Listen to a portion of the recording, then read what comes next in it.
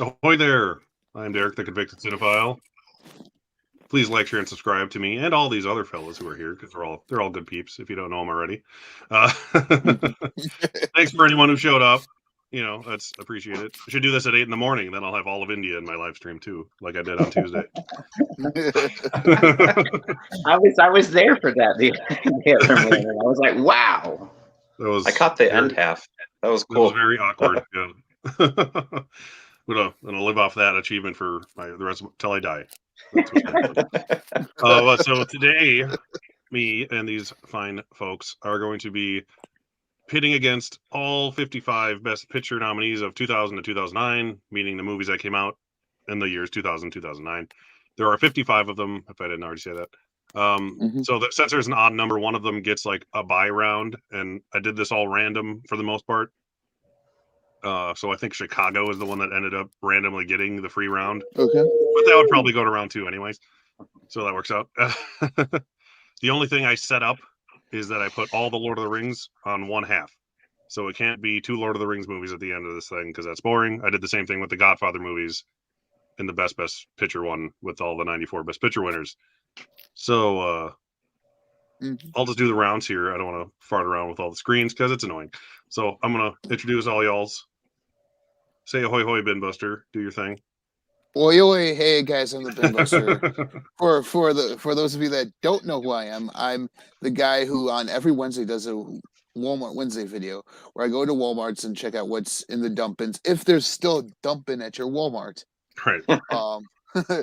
Go through and see what's there to buy. Maybe buy something, maybe review it, something that's off the wall, because I kind of like some of that stuff that's there. So shh, that's a secret. And I also have a video of my first rewind that I'm doing for this month. It's rewind. I take a look at House Guest, starring Sinbad and Phil Hartman, and say if it should be a forgotten film because it doesn't have a Blu-ray or 4K. Is it technically truly a forgotten film? No, not in our forgotten with cheese. Nope. And that's everything. So. All right, and this is I call him the other Derek, but to everyone else, he's Pure Hangout. Pure Hangout, yeah, Pure Hangout with Derek. Maybe I'll add that into my title. It was there when I started my channel, but then I took my name out. Yeah, so I don't know, my channel kind of jumps around, but for the most part, it's a ranking channel. Pull out random movies from my collection behind me, and then we rank them. I rank them in the video, and then if you'd like to, you can rank them in the comments below. But yeah, I hop around. I had some unboxings yesterday. I have one showing up today, probably at the end of this.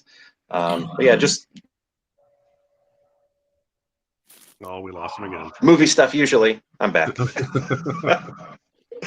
Fair enough. And I'll go to Fish next because he's been here before, and I'll let him intro himself. Hello, everyone. Fish here. Right now, I am working on getting my DVD collection together so I can do a DVD collection video. Also, right now, I'm just doing hauls and openings and Blu-ray hunts on Tuesdays. So come join me if you like that kind of stuff. So thanks for having me, Derek. Oh yeah, I love doing these. It's fun. Love Oh, yeah. BSing about movies. I just realized I didn't have all your names up because I toggled that thing off or earlier last time I did stream. All right, and making his debut on the channel. Thanks for wanting to be here, and thanks for showing up, Mr. Vin here. Hard Copy Blues.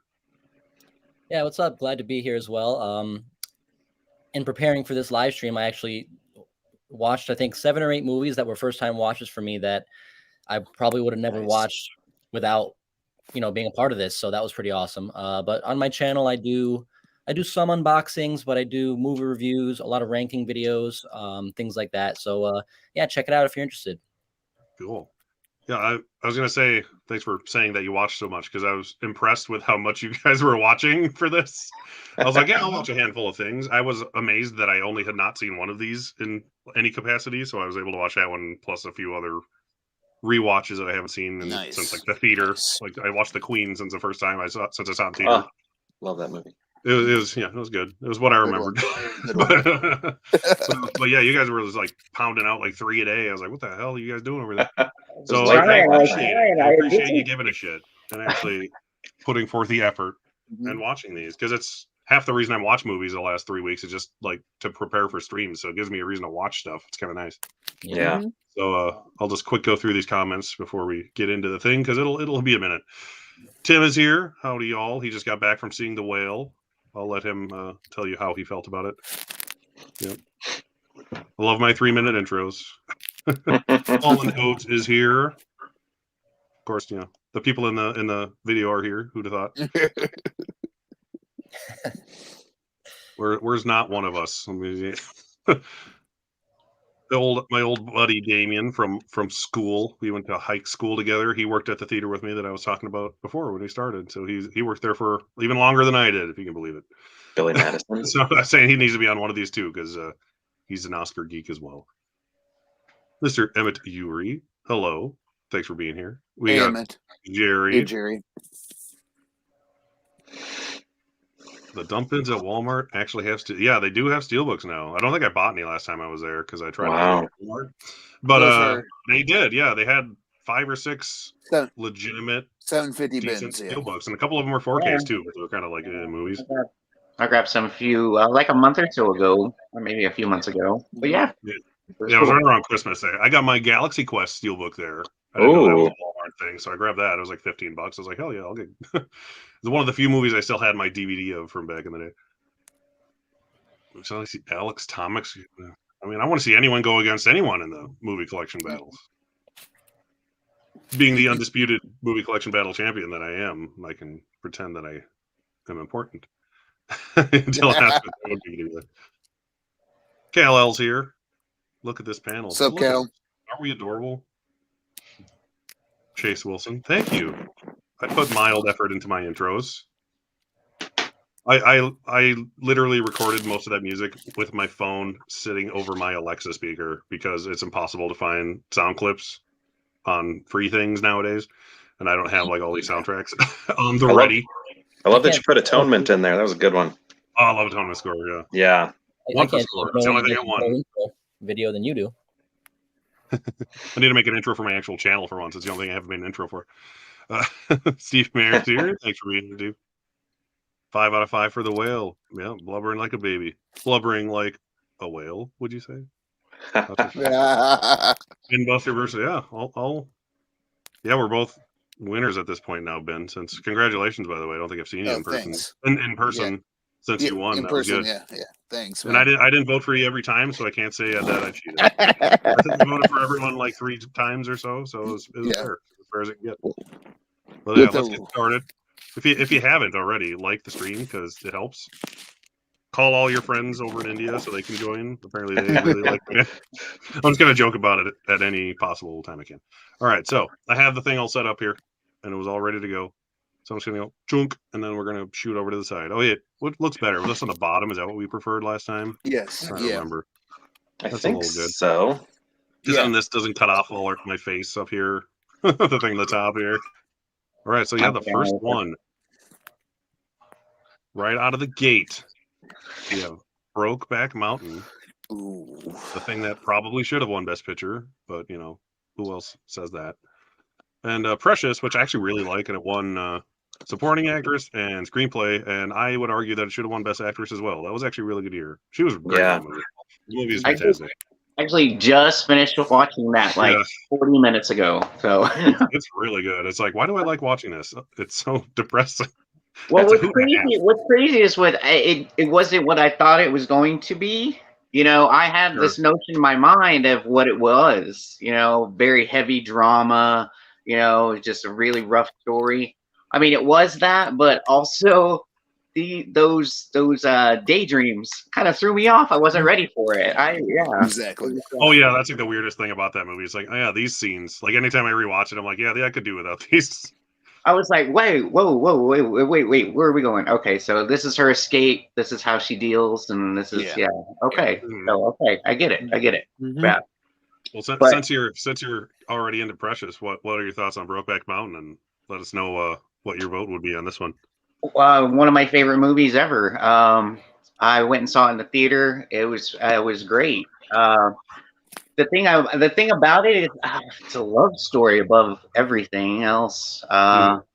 It's great, well acted, fantastic. The music, oh my god, the music, the score in this movie is amazing. Yeah, They played it at work, and when those first couple notes come out, I'm like, oh, Brokeback Mountain. I know it. I watch this movie yearly. It's fantastic. So my vote, obviously, Brokeback Mountain. They're fantastic. If they could have both won Best Actor, Best Picture definitely, Best Director, yes, yeah, at least won that in screenplay, and it did win for the score. The score is great.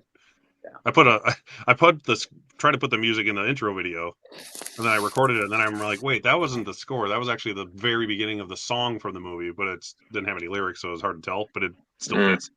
But yeah, good song too. It was a Willie Nelson song, if I remember right. Either that or I'm insane. But yeah, how about you, Vin? Where are you at on these? Um. Not Vin or Ben? I said Vin. Okay. You're gonna be called Big Buster from now on. Okay. We'll do. We'll For this one, I'm gonna go Brokeback just because I think Precious is an awesome movie as well, but it's not really high on a rewatchability list. It's kind of a tough watch in a sense, so it's not often I want to pop in Precious and watch that again. So I'm gonna go Brokeback. Works for me. Like I say, it's a hoot and a half, right? If I say anything's a hoot and a half, it's either really stupid or extremely depressing. So, well, I'm next in line, I suppose. So I'll just go do my thing. I actually really like both of these movies. Like I said, Precious is one that actually grew on me, and I liked it more the more I saw it. But I still prefer Brokeback Mountain for every reason everyone else was already saying. I guess the co-leads, I don't care. They're co-leads. You can shove Gyllenhaal in a supporting actor all you want, but he's a lead. Agreed. Are both lovely in their parts. It's too bad Heath had to pass away so young. So we would have had so many other great things with him in it. But yeah, it was a good year, 2005, and Precious was what, 2009, I believe. But yeah, my vote would also be Brokeback Mountain. So how about you, Big Buster? Where are you at? I'm there with you, Derek. I mean, thinking about these two movies, Precious has its moments, like Fish was saying, the whole daydreaming sequences and stuff like that. But I just got to go with Brokeback Mountain. Believe it or not, that's one of the ones that I haven't watched yet on this list, but I've seen Precious, and I'm like, you know what? I've heard nothing but good things about that one, so I'll have to go that one. It's a lovely, lovely movie. Unless you're like a bigot. Which apparently the Academy at the time was. How about you, Mr. Hangout? Precious, based on the novel Push by Sapphire. I do. Couldn't remember the whole thing. Right. Yeah, I mean, both of these are very difficult watches. And the acting is like, I think I agree with Gabourey Sidibe. I'm trying to remember all the actresses that were nominated, but she was fantastic in it, and I totally would have been, happy for her had she won. That would have been fantastic. She's so good in it. But I think ultimately, I think I do prefer Brokeback Mountain, and a lot of it is that score. I remember, and I think it was I don't know how soon after, but there was that sort of like a Back to the Future parody that was. Oh yeah, God. Broke Back to the Future. Yeah, Broke Back to the Future. Yeah, that was really good. But they utilized that music so well, and I don't know. I mean, I know this isn't about that, but in the end, between these two, I'm going to go Brokeback Mountain. Excellent. Well, that was an easy one. Precious is great though, but yeah, I assumed Brokeback Mountain would probably. I liked seeing Mariah Carey in Precious too. I'd never with her seen little her like mustache. that before. Yeah, Right. And who else was in it? What's his name? The singer. Oh, Lenny Kravitz. Thank you. Oh, I was like brain right. fart. I can't think of his name right now. He was good in it too. His little part. Mama Blu-ray's here, as she always is. Hi, Mama. Good evening, Mama. Nice to see you. Mm-hmm. She's everywhere. It's adorable. 10 Things I Hate About You a Lot. Yeah, it is a great movie. I actually like 10 Things I Hate About You a lot. Yeah. Yep. Above the Dark Knight, that means you hate movies, Tim. If that's not your favorite movie ever, you're wrong. Huck's here. Gotta love the Huck. He was on the last one we did in the 90s. I'm sure I'll have him back on again. I'll do one of the older decades, and me and him and a couple other old guys will do it together. Some old fogies. Oh yeah, that's old folks. I'm up in there. Mm-hmm. Yeah, his Joker dance in the bleacher scene. In the bedroom. Oh, we'll get to that. Don't you worry. Oh wait, it's up on the screen. I forgot. Yeah. Everyone's saying hi to everybody. Good stuff. All right. Let me star this so I remember where we are. Here we are. Yes, in the bedroom, which is one I didn't see until I just randomly found it on DVD at my stepmom's house and was like, hey, I haven't seen this. This was nominated for Best Picture. And then I loved it. That movie has probably the best acting of that year, bar none, I would say. Even from Tom Cruise's cousin. He's very good in it too. I can't think of his name, but he'll always just be Tom Cruise's cousin to me. I would say Tom Wilkinson should have won Best Actor that year. I would say. And possibly Sissy Spacek as well. Todd Field movie, his first movie. He just did Tar, which is only his third movie. It took him 16 years to make a movie. What was his second? Little Children. Oh yeah. Which he was also nominated for a screenplay. So he's finally nominated for director. He was all three of his movies. He's been nominated for writing them. Seabiscuit, which I had seen once like several years ago, and I finally watched that one again this week. I like it. It's very late 90s, early 2000s Best Picture Oscar bait movie. It's the only movie that year that didn't win anything, but it also had the bad luck of going up against Return of the King, so you can kind of understand why. But having just watched it, it's like I don't know what I would pick it to win, honestly. It's a good movie. It's it's kind of a slog at like 2.5 hours, which can be a good thing and doesn't need to be, in the bedroom's like 2 hours, I think. It's an average length drama. I would personally go In the Bedroom almost solely based on its ridiculously strong acting. So that's where I am on this one. How about you, Mr. Buster? Seabiscuit. Really? Why? Why? Yeah. I mean, I just love the story of the jockey and his horse. I mean, it's not very often you get a supposed sports movie. It is a sport in the Best Picture category, so that's why I originally jumped to Seabiscuit when I first saw it, was because of that aspect, because I'm into the sports movies. And, they are good usually. Yeah. but not a lot of a lot of them are good movies, but not a lot of them have gone up to where Seabiscuit is, where it's a Best Picture nominee. Right. So that's why it is rare, surprisingly. Yeah, so that's part of the reason why I'm going with Seabiscuit is because it's that, and if Seabiscuit doesn't win this round, I would hate to see him be made into glue. So You just made me want to have it lose just for that joke to Oh, okay. come to fruition. Seabiscuit was pretty good. That's a good way to describe it to me. How about you, Mr. Hangout? Yeah, so I guess rewatched In the Bedroom yesterday. I was telling my wife the movies I needed to watch to prepare for this, and she said, "Hey, you have seen In the Bedroom. I showed it to you. We have it upstairs. Go grab it." So yeah, we rewatched this, and some of it came to mind. But yeah, I like that it has three strong, distinct acts. And the end portion just feels very, would you call it like a crime thriller almost? Like the It kind of becomes that. Yes. the third portion. Yeah. And I don't know, I just really liked each section of the film and how distinct they felt. And you know, I think I agree that it does have I don't think I agree. You're fully right that it has the better acting of the two films, but Seabiscuit for a long time was just a movie I was watching all the time. And Ben Buster, you had mentioned that you know it was a jockey and his horse, but what I found interesting, like learning from this movie, the horses aren't really the jockeys.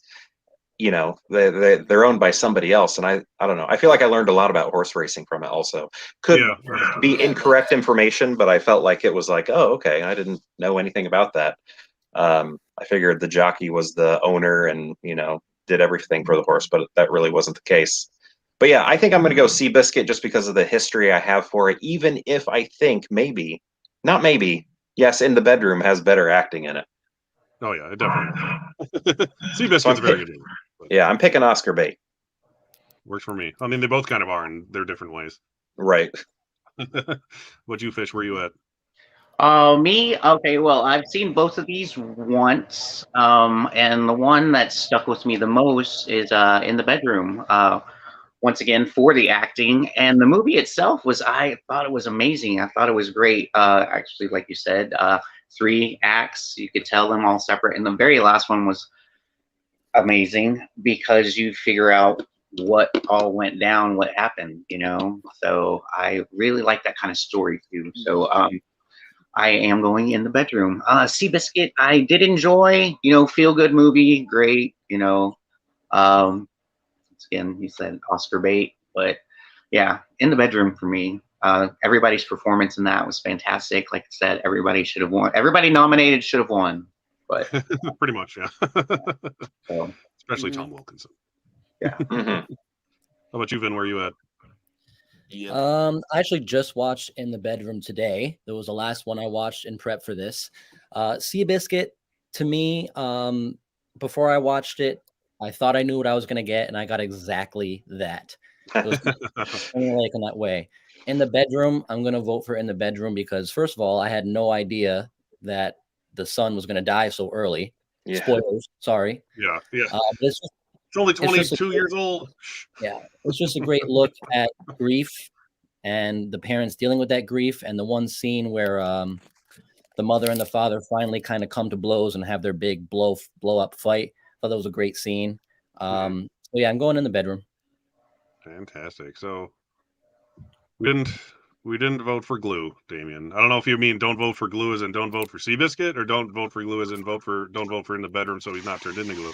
But either way, it's In the Bedroom. Both very happy with that winning, even though they're both good. Yeah, exactly. I'm like, nothing is wrong here. Oh, Mr. Dude Who Loves Movies is here. Thanks for showing up. He's a good guy. He just made a YouTube channel finally, so go sub to him as well. And like he said, roundhouse kick that like button. Thank you, sir. Every time I try to click on a comment, another one pops up, and it's like, ah. All right. So here we have Hurt Locker from 2009, Best Picture winner, directed by Catherine Bigelow, the first woman to win Best Director. Juno is from 2007 or 7, yes, and that one just screenplay. I want to say original screenplay, but yeah, that was kind of one of those weird. We don't get a lot of like comedies like that anymore in Best Picture. It was like a mid to late 2000s thing that happened, and then now we don't have comedies at all anymore. I guess so. That's why. So nice to see a comedy And I rewatched Hurt Locker this week and on 4K, and it was awesome because it's always awesome because it's an awesome movie. Let's start with you first, Ben Buster, though.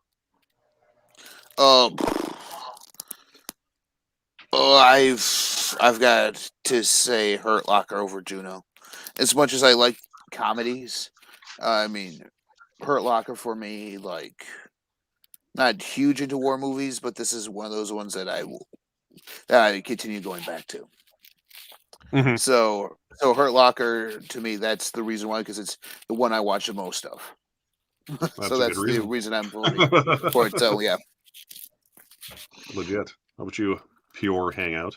So Hurt Locker, I think, affected me the most of the two. There's like a handful of movies that have completely ruined my day. Like I couldn't shake what they did to me, and that was one of them. Like, and I think that's like when I came up with that term for myself. I was like, man, that like ruined my day. That's like day ruiner movie. And I think only 2 other films have done that. And Juno, I think it's actually like shot very well or edited very well. That's a really good movie. It's extremely dated. I feel like it was dated like half a year after it came out.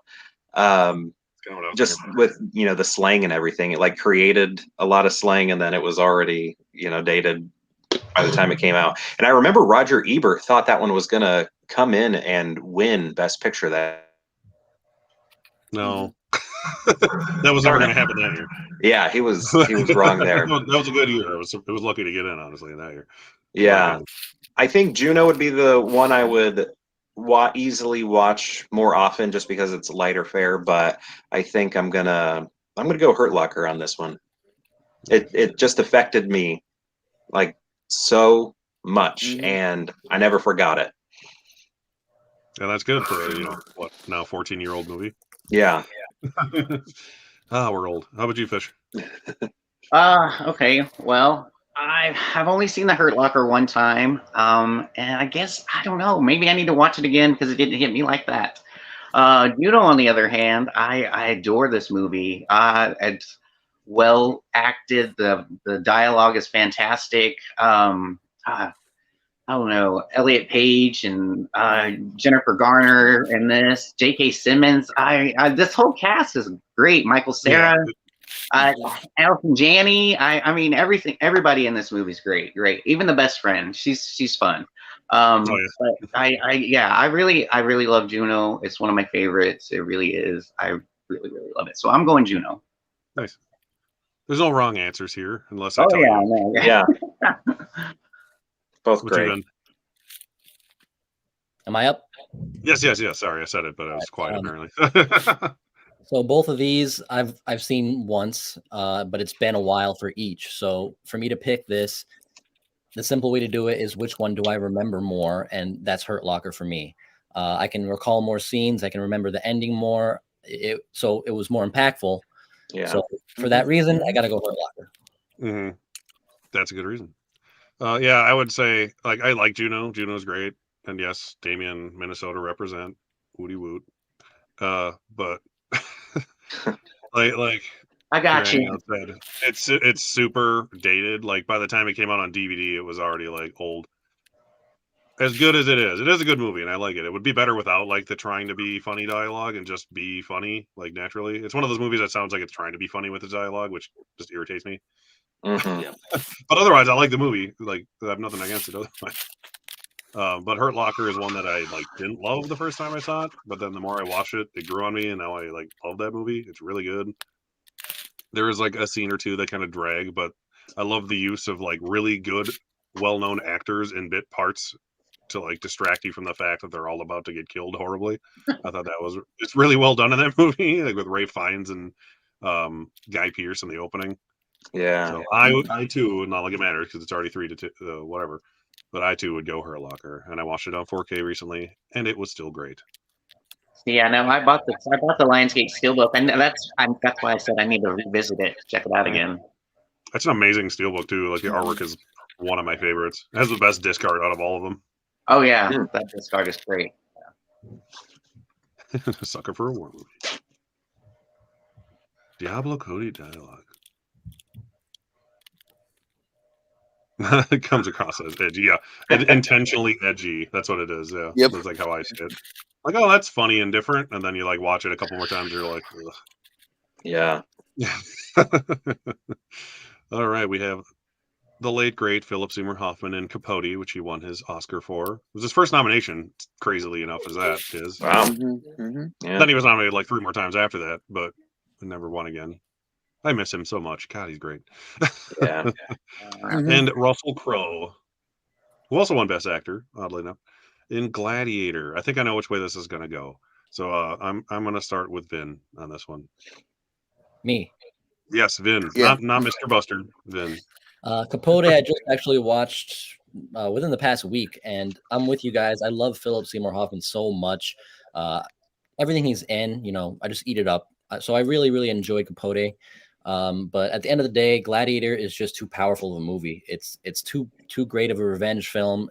There's so many iconic scenes, battle scenes, moments that everyone knows in Gladiator. So I hate to not vote for Capote, but I got to go Gladiator. Fair enough. How about you, Mr. Buster? Oh, pretty much same reasons as Vince said for me with Gladiator. I remember more of it. I remember the dialogue. I remember most of the fights. I remember Joaquin Phoenix in there. I remember Russell Crowe. I mean, albeit Capote is a great movie, but Gladiator, hands down for me, wins it out by a landslide. Yeah. I kind of figured that's where this would go, but how about you, Hangout? Yeah, if this were between the two actors on screen there, I'd probably go. I'd pick Capote. I'd pick Philip Seymour Hoffman. Oh yeah, me too. But we're doing Best Picture here, so I'm going to go. Sorry, I keep cutting out like right when it always gets cut out when it's the most suspenseful. Yeah, People that think they're like, oh, after this commercial break, we'll be right back. Yeah. Wait. Half the time, I think it's just him doing it. They're just pausing on the screen like that, just to see if we're paying attention. But yeah, I guess I was realizing if Gladiator were made after 300, he would have a 300 body there. I mean, that's a pretty. I mean, it's an athletic body there, but what we would get today, he would look like Chris Hemsworth if that were, if that movie were attempted today, they would have had him much beefier. But yeah, I'm going to go Gladiator. Love that movie. Not that it seems to matter, but Fish, how about you? Oh yeah, no, I just watched Capote this week for the first time. I enjoyed it. Philip Seymour Hoffman is amazing, like you said. Like everybody agrees, he's fantastic in everything he does. But yeah, as far as movie overall, Gladiator, yes, absolutely. Not just Russell Crowe, but like Joaquin Phoenix is fantastic in this movie. He plays a great villain. He's so good in this movie. Yes. I think he should have won Best Supporting Actor for this, definitely.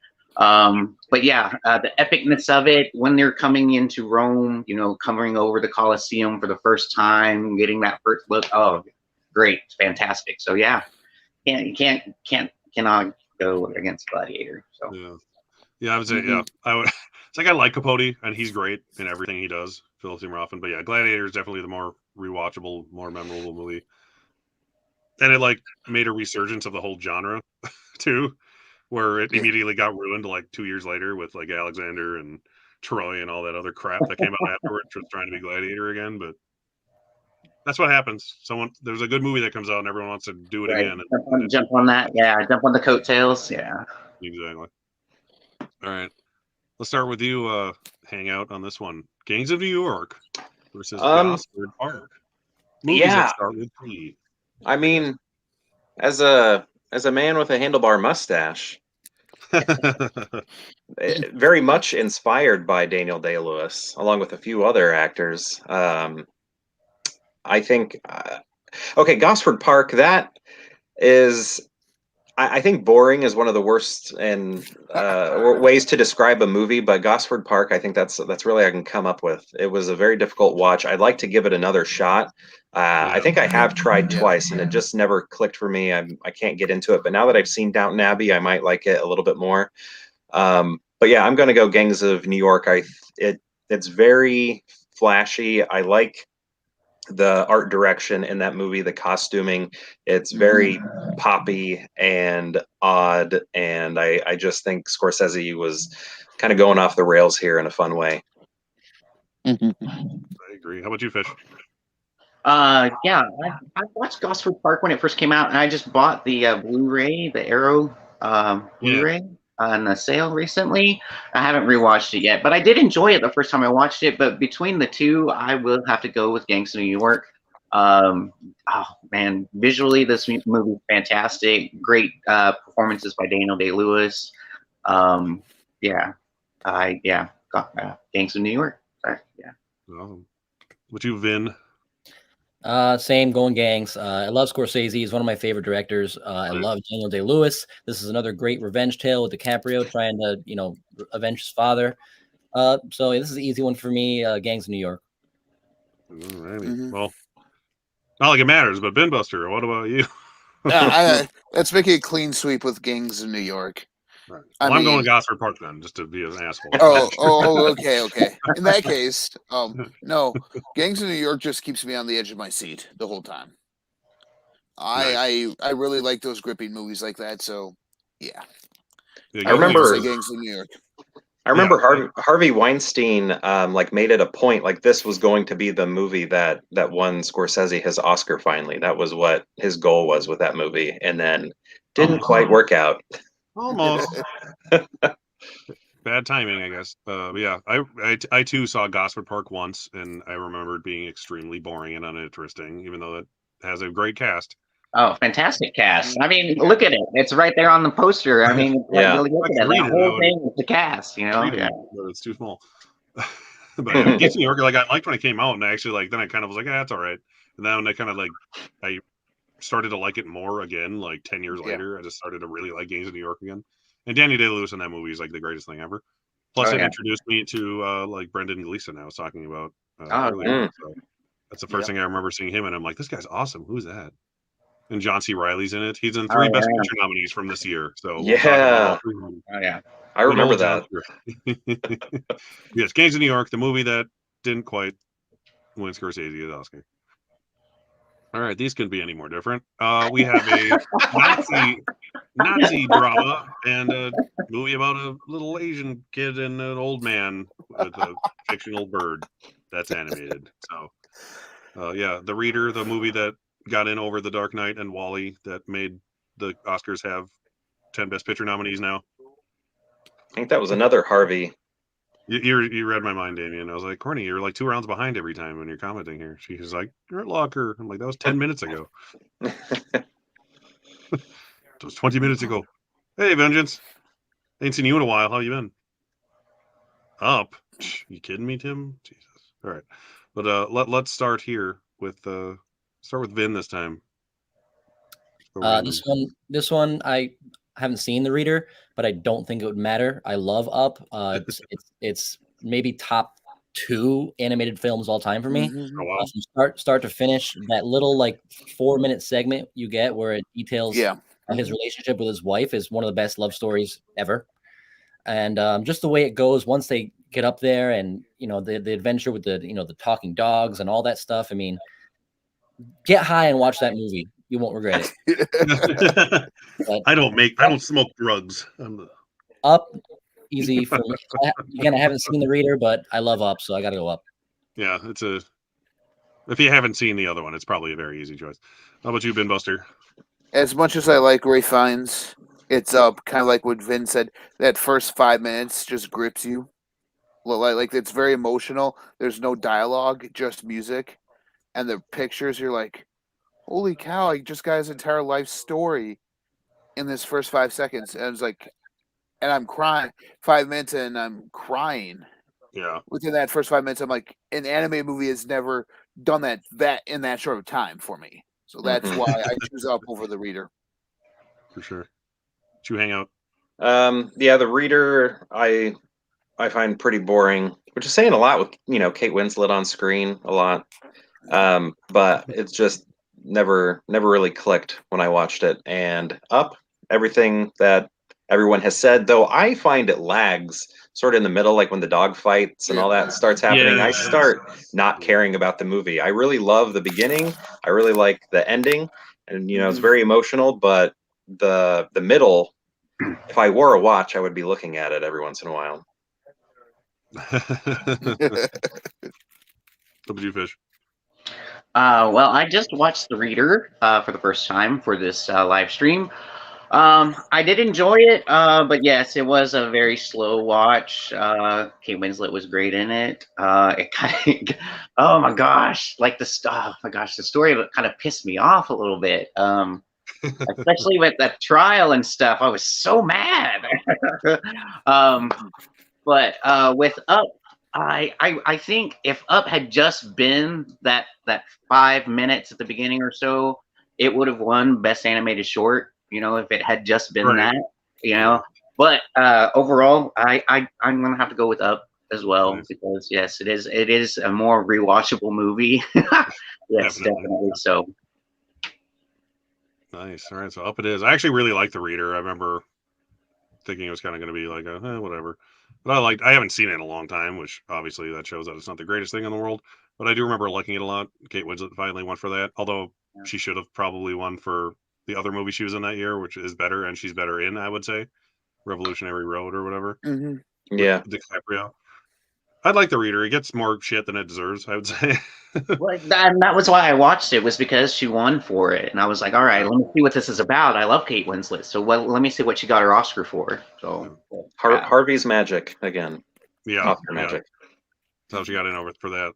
And Up, same way. Like Up, I didn't even like that much the first time I saw it in theaters, outside of like the opening being adorable. Yeah, I was like, this movie's kind of stupid. Like halfway through it, when I had all the talking dogs and shit. Yeah. Like, Then I watched it more, and I'm like, all right, it's adorable, and I can get over the stupid parts.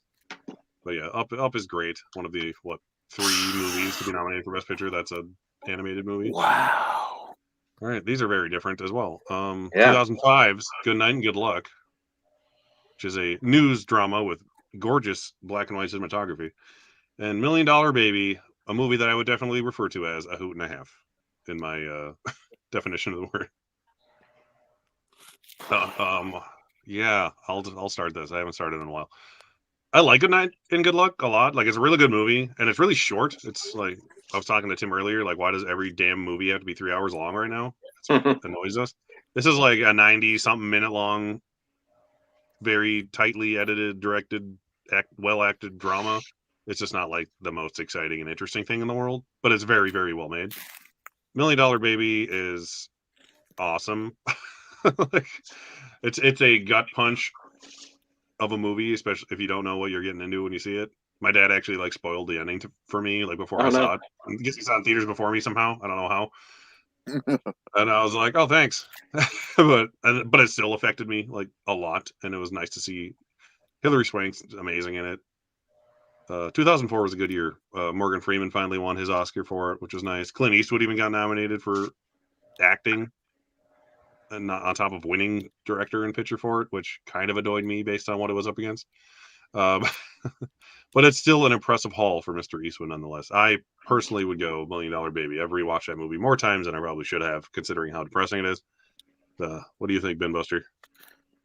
Despite it being depressing, just seeing the range Hilary Swank would go into for $1 Million Baby, like how billed she got for that movie. Well, like, you could say everything you want about Christian Bale with The Machinist. You can say everything about him changing his body for this. This proves that whatever you set your mind to, like, you can accomplish with that. So here it is. Like you hated the fact that Clint Eastwood won for this movie. I actually enjoyed that fact. So, but see, that's a good thing about this. We can agree to disagree. So on stuff like this, I don't mind that he won. I was impressed that he won for was nominated for Best Actor. Yeah. Oh yeah. I mean, Morgan Freeman kills it every time he's on the screen. Hilary Swank kills it too. I thoroughly enjoy that movie. Good Night, Good Luck, like I said, was one of those ones that I hadn't seen yet. So purely off of that, I'm going $1 Million Baby. You should see it. It's good. It's a nice, short, well done movie. That's what I've heard. So it's actually on my list right now on my phone. So. Oh, nice. Yeah. Add it to the list. How about you, Mr. Hangout? I really loved the trailer to Good Night and Good Luck and was very much looking forward to the movie. I remember renting it probably, I don't know, would it have been a VHS at that point? Probably not. I probably rented on I had DVD. it on DVD. Yeah. Yeah. And yeah, I didn't find the movie itself as good as the trailer, but I should probably rewatch it because I was anticipating the excitement that I was getting from the trailer, and it didn't deliver based on that. And Million Dollar Baby, fantastic movie. Basically everything the two of you has said so far on it, I agree with.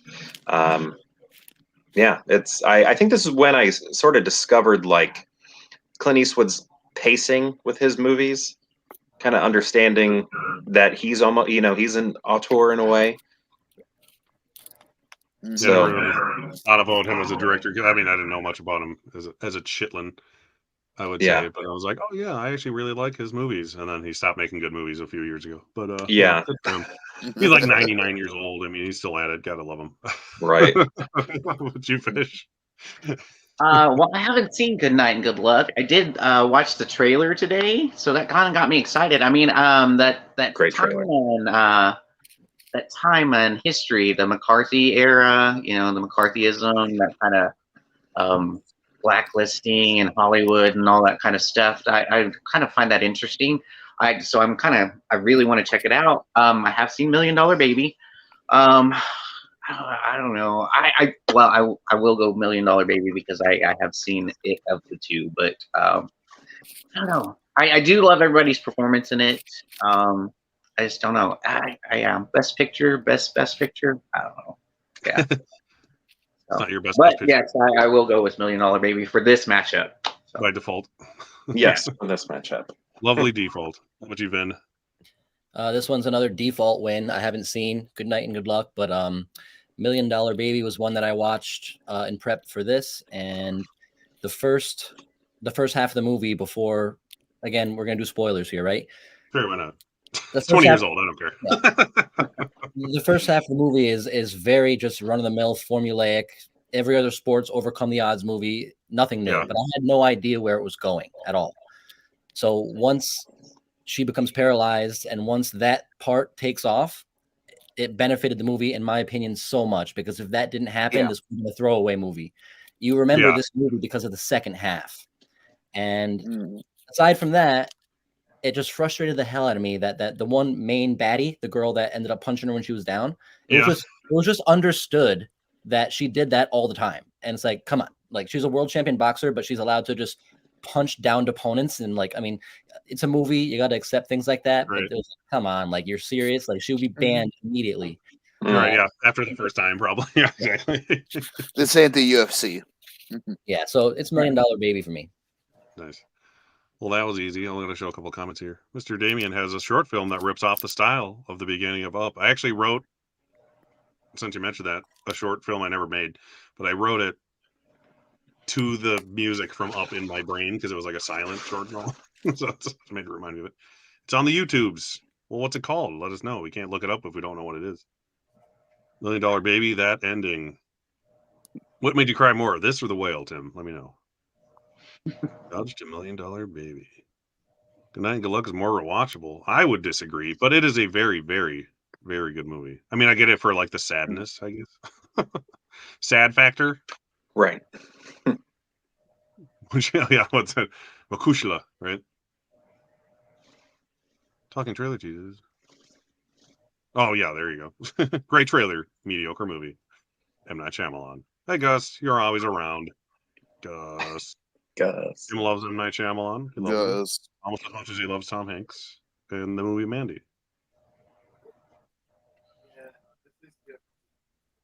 One and two good ones. Oh, Shyamalan, yeah. They just get more and worse as they go. More shocking, sad ending. Whale tells you the entire time what's going to happen. Yeah, that's true. And it still beats the ever-loving piss out of you. Go see The Whale. I want to feel really good. It is great, though. I liked it a lot. So a day ruiner. Yeah, it is a day ruiner. Okay, this will be easy. Oh, shoot. The Queen is a very solid, well-written, well-acted movie, and it's a nice, brisk, 100 and something odd minutes long. Well, I was rewatching it with my wife for the first time since we saw it in theaters together, like when we started dating. Like that's when we started dating, is when this movie came out. She was like, "Yeah, this isn't as good anymore now that the Crown. Yes, thank you. Now that the Crown's a thing," and I'm like, "Yeah, you're right." And I don't even watch it that much, but I know you're right. But Inglourious Bastards it was my favorite Quentin Tarantino movie until Django came out. So, depending on my mood, it might still be my favorite Quentin Tarantino movie. And it won the SAG Ensemble Award, which is just go with them for voting for this movie that year. I'll just give them points for that. And Christoph Waltz is one of the greatest villains in any movie I've ever seen. I'll let you guys talk more, but I'm clearly going Inglourious Bastards on this one. So how about you, Ben?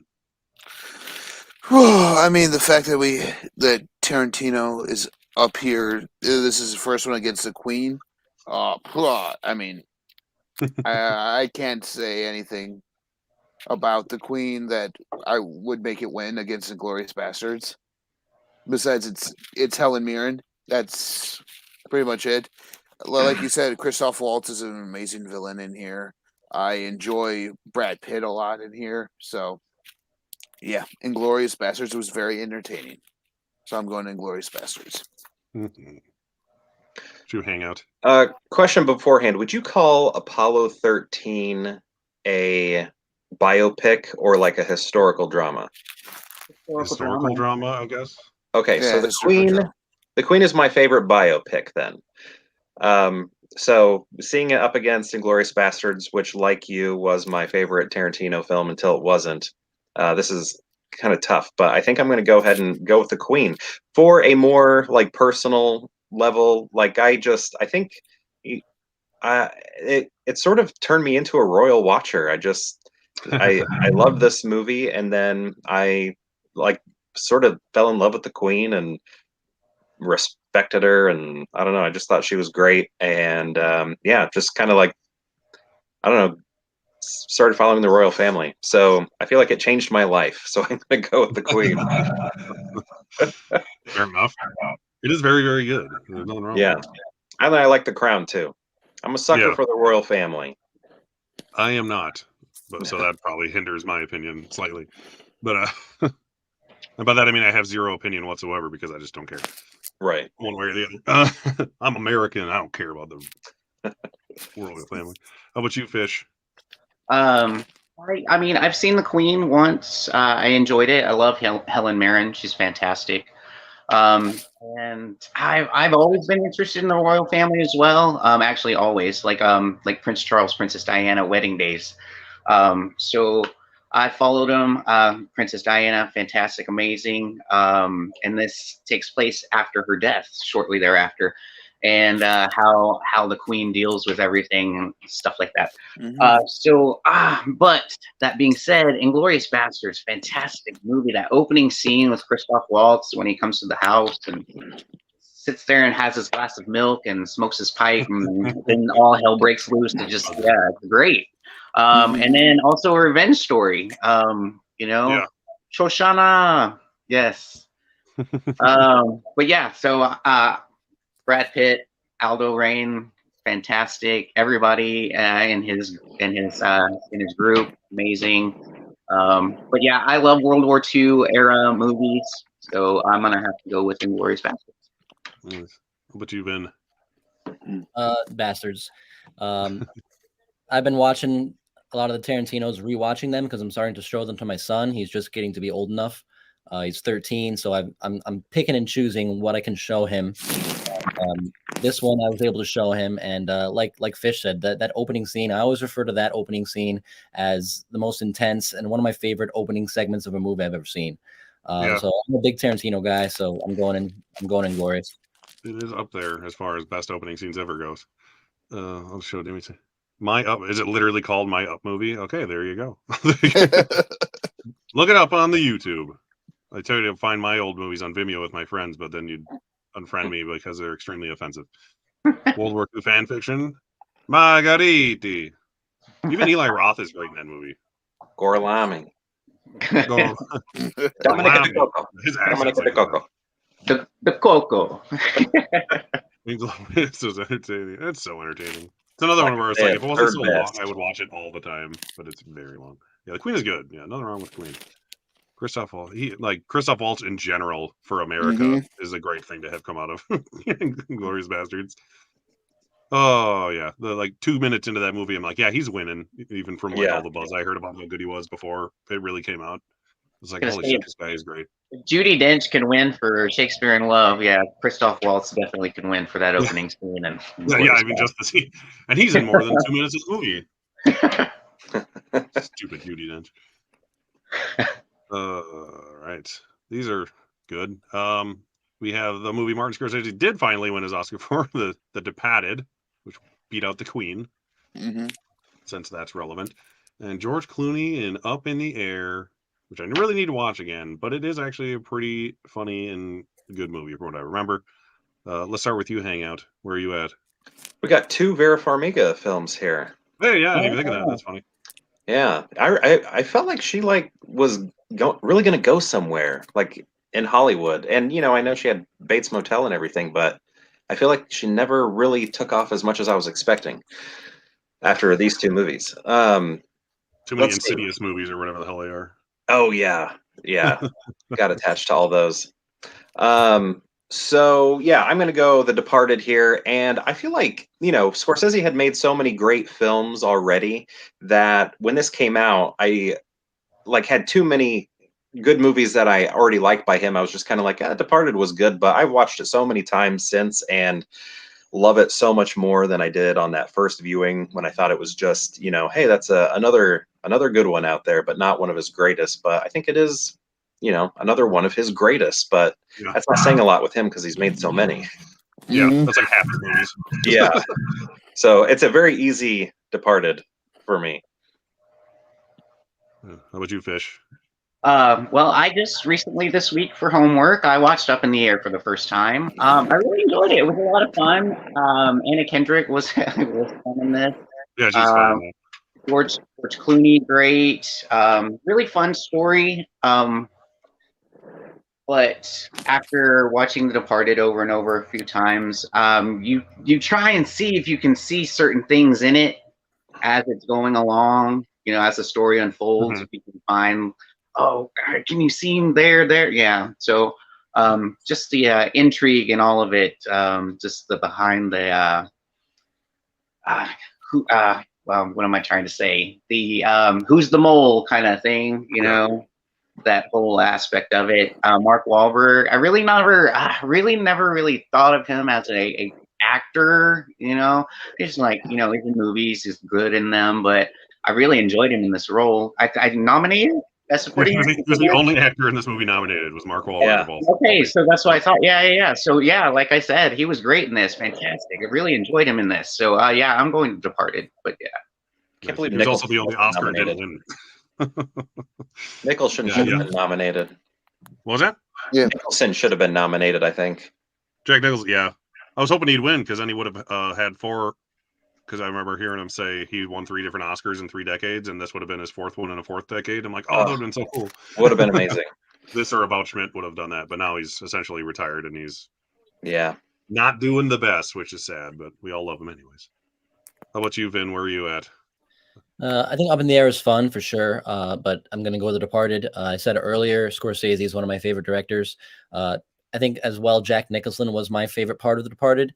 I rewatched that within the past 6 or 8 months. But what I will say is if I was making a Departed ranking, which I might even have on my channel somewhere, I don't have The Departed that high. There's a lot of Scorsese I prefer over The Departed. But in this particular head-to-head, I'm going to go The Departed. Yeah, that is true. Yeah, a lot of people are like, "Oh, that's not even his best movie." I'm like, "Well, yeah, most people don't win for their best movies. It's always good timing."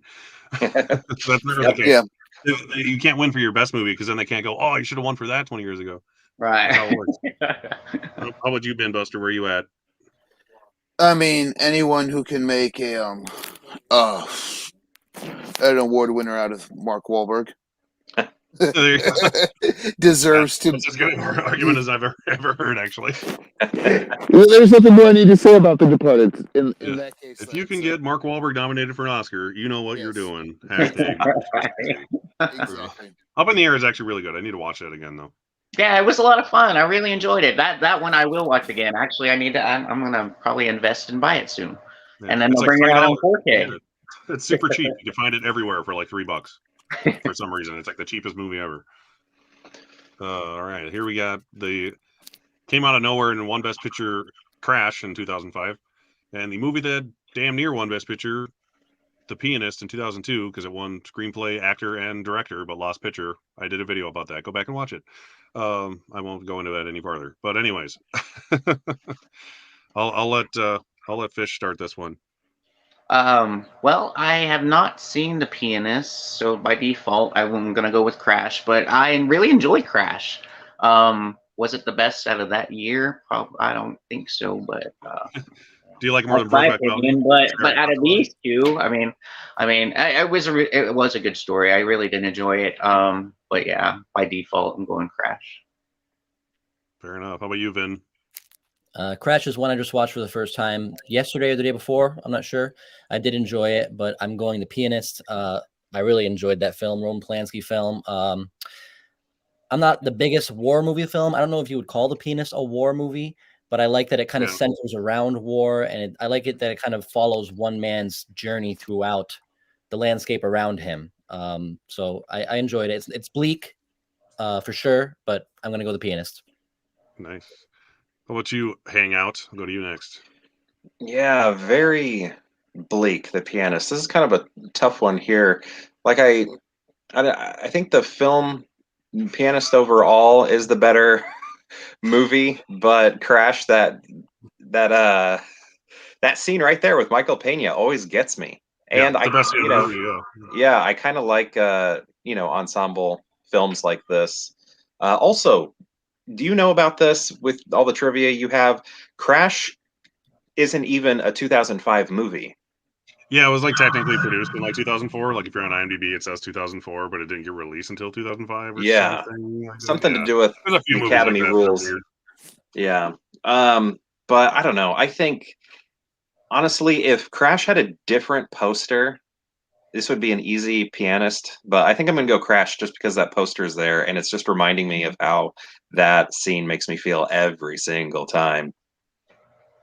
So let's go Crash. Fair enough. I'll go next because I know Ben's going to pick Crash. I was going to make you go last anyways, but now that it's going to win, I'll definitely make you go last. Yeah, The Pianist is an extremely well-made movie, and anyone who hasn't seen it needs to go see it. It is fantastic.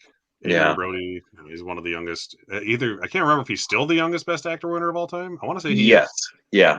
I think he is. For this, and over Daniel Day-Lewis and Jack Nicholson that year. It was ridiculous. But I think even if Elvis wins, he still is the youngest.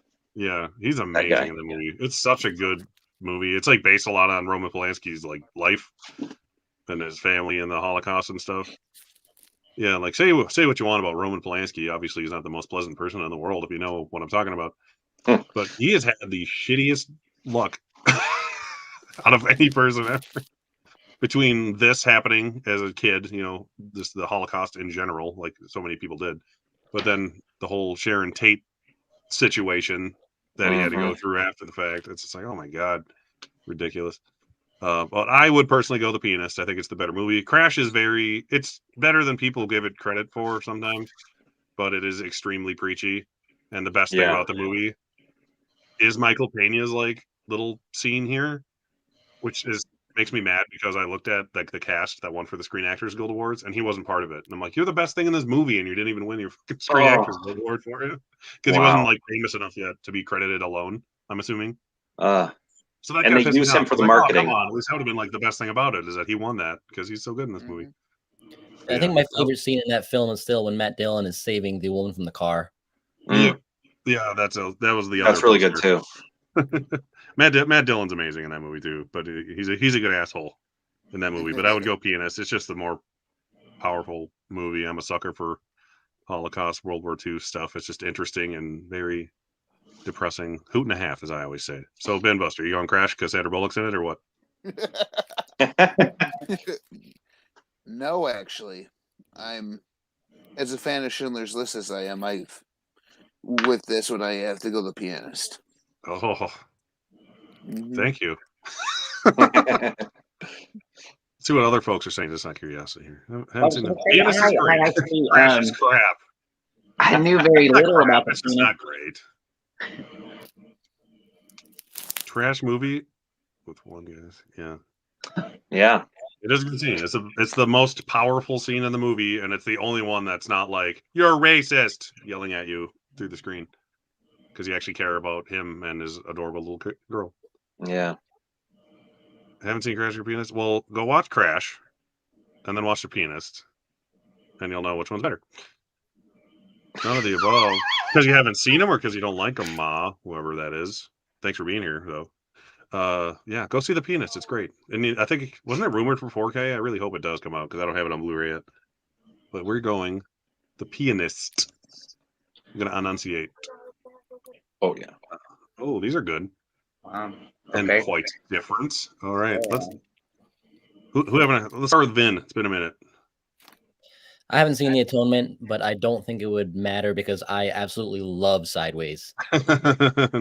Sideways is such a fun watch. I think that is so rewatchable. Paul Giamatti's amazing in it. The whole film is just such a fun journey watching them go away for this trip and all the little misadventures they get into. It's probably like top 30 film all time for me. So this is a easy Sideways. Fair enough. How about you, Fish? We'll go backwards. All right. Well, I just watched Atonement for the first time. What kept me away from it? I'm not a big Keira Knightley fan. I don't know. I don't know. There's something about her that I don't know. I can't. So I haven't. So I kept away from it. But I do love James McAvoy. So that was what kind of brought me in this. And then I was looking at the cast and it says Saoirse Ronan, and I was like, whoa, a little young Saoirse Ronan. Okay, all right. Well, let me check this out. So I did watch Atonement. I did enjoy it because I do love this kind of war, old school war movie. But like Vin said, Sideways was a lot of fun. Paul Giamatti, Thomas Hayden Church. I love Sandra Oh. This was in the middle of her Grey's Anatomy heyday, so I was loving her. Period, because I love Grey's Anatomy. But and I'm a big wine drinker. I'm a big wino. So I really enjoyed Sideways. But yeah, I think I'm gonna go Sideways as well. As much as I did enjoy the story and stuff of Atonement and what Atonement meant and how it came into play. But yeah, I will go Sideways. How about you, Mr. Hangout? Yeah, Atonement is very good. The score is one of the best I think I've ever heard, or more inventive anyway. It's just it's great the way they incorporated some of the story of the movie into the score, and it's what's her name, Saoirse Ronan, right? One of the first times, maybe the first time I'd ever seen her, and my wife still has a tough time watching anything that she's in because her character in Atonement is so awful and terrible. But yeah, Sideways for me, 100%. That movie is so rewatchable, so funny, dramatic. I love the romance in it. I guess you would say the budding romance. I feel like the older I get, the more I'm identifying with these characters rather than laughing at them. I'm like, oh man, I'm kind of these guys a little bit. I'm turning into them. But yeah, I love Sideways so much. It's a fantastic movie. How about you, Ben? Pretty much what everyone else said about Sideways. I'm going Sideways. Fair enough. I actually like if we went off like first time watches, I'd probably say I liked Atonement more because I like Sideways, but it didn't really grow on me until I bought it on DVD because I used to just buy everything for some reason, and then rewatched it, and then I just fell in love with it. The more I watched it, I did, like even after we did our SAG stream thing, I was like, I gotta watch Sideways again. Like I want to watch it again really badly. It's so funny. It just gets better the more you watch it, I think. And like you said, it's become sadly more relatable the more you watch it. But yeah, the score in Atonement is amazing. The typewriter score. Oh yeah. Like James McAvoy is the first thing I ever saw him in, I think. Actually, no, I take that back. He was in Last King of Scotland the year before. But Lion Witch in the Wardrobe was in that. And I think that's the first time I ever saw him in anything. Oh, Benedict. Yeah, that was a big surprise to me. Benedict Cumberbatch. In that. And then, Saoirse Ronan is outstanding in it. But yeah, I really like that movie. Some good oneers in it, as we say in the business. not the business I'm in, but the movie business. But yeah, I too would go Sideways for every reason except maybe the score. See what these people are saying while you take a gander. So we got Letters from Iwo Jima, another Clint Eastwood movie, and Slumdog Millionaire, the little movie that did. All right. Let's start with you, Bin Buster. What do you think? Oh, tough one, but I just remember more of the story of Slumdog Millionaire than I do about Iwo Jima. So Fair enough. So I'll have to go Slumdog Millionaire. So I don't blame you. It's good stuff.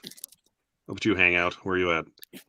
Letters to Iwo Jima was really good. I remember that, and Flags of My Fathers. That was Flags of Our Fathers. That was a good, I don't know. I mean, double feature situation that he created there. I thought what was actually happening until I saw the two movies was the exact same movie, but we were watching the American point of view versus the Japanese point of view, and then That's what I thought too. yeah, it didn't end up being that. But I think Letters is probably of the two the better film in terms of Clint Eastwood's films. But between these two here, Letters and Slumdog, I think I'm going to go Slumdog. I think Danny Boyle's directing in this is very exciting and fun, and it's kind of like fairy tale-ish in a way. And yeah, I think it's a fun movie to watch, good music, and yeah, I don't know, I just like it more, easier to watch. True. Fish, where you at? Actually, I've not ever seen either one of these movies, so I might have to sit this out. But to see how it goes and pass on. Yeah, I once again, World War II. I love World War II era movies. Period. I don't care if they happen in Hitler occupied Europe or in Japanese occupied Asia. I love both settings, but I don't know, for some reason Slumdog Millionaire never appealed to me, and it blew my mind when it won Best Picture. I was shocked, but once again, I still haven't seen it, so it could be amazing. But I don't know. I'm gonna have to abstain from this one. Works for me. How about you, Vin? Both of these are one-time watches that I've seen, but it's been years. And kind of like Bin Buster said, I think I just remember more from Slumdog. So that was the more impactful, memorable film for me, even though it's been a long time since I've seen these. But for that reason, I got to go Slumdog. Nice. All right. Well, there, you don't have to vote, Fish. How's that feel? I too will go Slumdog. It's one of those movies where it's like, why is this as good as it is? It's extremely well paced and edited and acted, and everything about it is great. Music's fantastic. Letters from Iwo Jima was good, but I don't think I've watched it since I saw it in theaters, and I own it, and I've owned it for years, and I haven't rewatched it yet. Part of it is because it's a foreign language movie, and I'm just like, not that I don't like them, obviously, but it's just like, I don't feel like watching that right now. But it is definitely better than Flags of Our Fathers, because I remember that was going to be the one he was trying to be the Oscar movie, and then this one came out, and everyone's like, "This is way better." Yeah, and this is the one that ended up getting all the Oscar nominations. Mm-hmm. But yeah, Slumdog Millionaire. I actually want to watch it soon after we did the overall Best Picture thing we did a month ago. I'm like, God, I need to watch Slumdog again. It's so good, and the music, making the intro, just hearing the songs from it to put it in the intro, it really made me want to rewatch the movie, and I just hadn't yet. Good stuff. Good stuff. Well, these are surprisingly comparable. All right. We have Chocolat, which is the only one of these movies I hadn't seen before the stream, and I watched it a couple nights ago, so I've seen them all. And Moulin Rouge, which is, I don't know, it is what it is. It's a Baz Luhrmann movie. What do you want to do? For me, I'd say the more interesting looking movie is Moulin Rouge for sure. But I think Chocolat is just the nicer, sweeter movie. No pun intended. And Juliette Binoche is the most adorable character in the history of film in that movie, and I'm not even a huge fan of either of these movies. But as far as which one would I want to watch more often, I'd probably rewatch Chocolat more. I'd probably rewatch Moulin Rouge next because it's been so long. but I'd probably rewatch Chocolat more. So if I had like a hair, I would pick Chocolat over Moulin Rouge. How about you, Ben Buster? I would choose Moulin Rouge over Chocolat. I Yeah. mean, They're Juliette very Binoche interesting. is great in Chocolat, but seeing Ewan McGregor actually sing and Nicole Kidman, just that whole soundtrack. I love the soundtrack to Moulin Rouge. So, or the Red Windmill, as if you want to talk in English instead of in French. So, but yeah, Moulin Rouge. Hang out. Where you at? So yeah, Chocolate was a first time. Chocolat was a first time watch for me a few days ago. I was surprised. I mean, Johnny Depp, I guess this would be like his first pirate movie, right? Yeah, as soon as he pulled up, I was like, "Oh, that's hilarious." I felt like even the score after he was introduced, I was like, that kind of sounds like Pirates a little bit. It did. Yeah, I noticed that too. You're not crazy. Yeah, but he was a little he was kind of almost like a cameo in a way. But I don't know, this movie, it was like you said, it was really nice. It's very easy to rewatch. It reminded me a lot of maybe a little bit gosh, what's it called? The Witches of Eastwick. When she comes into town, just kind of reminded me of when Jack Nicholson comes into town with the Witches of Eastwick and kind of shakes everything up. And maybe what's the Practical Magic reminded me of that a little bit. Yeah. But ultimately, I like the energy in Moulin Rouge. I love the soundtrack. I listened to that all the time in high school. And yeah, I think I'm gonna have to go Moulin Rouge. I just like the energy in it. Yeah, that is. It has that going for it for sure. Mhm. if nothing else. Yeah, I would it's say that. why I get excited to see Baz Luhrmann movies because I think, well, I really liked Moulin Rouge. Maybe I'll like this, and then I don't. Yeah, that's usually the case. I like Romeo and Juliet more Yeah. than this. Yeah. I'd say, but yeah. Yeah, I was just about to say I love Romeo and Juliet. That's one of my favorites. That's actually one of my favorite iterations of Romeo and Juliet because it's taken in a modern time. I know that's a '90s movie. Not talking '90s right now, but I do love Romeo and Juliet. But I have not seen Chocolat, so I wasn't going Moulin Rouge. It actually, I think this was one of the first musical movies that actually had our actors singing again.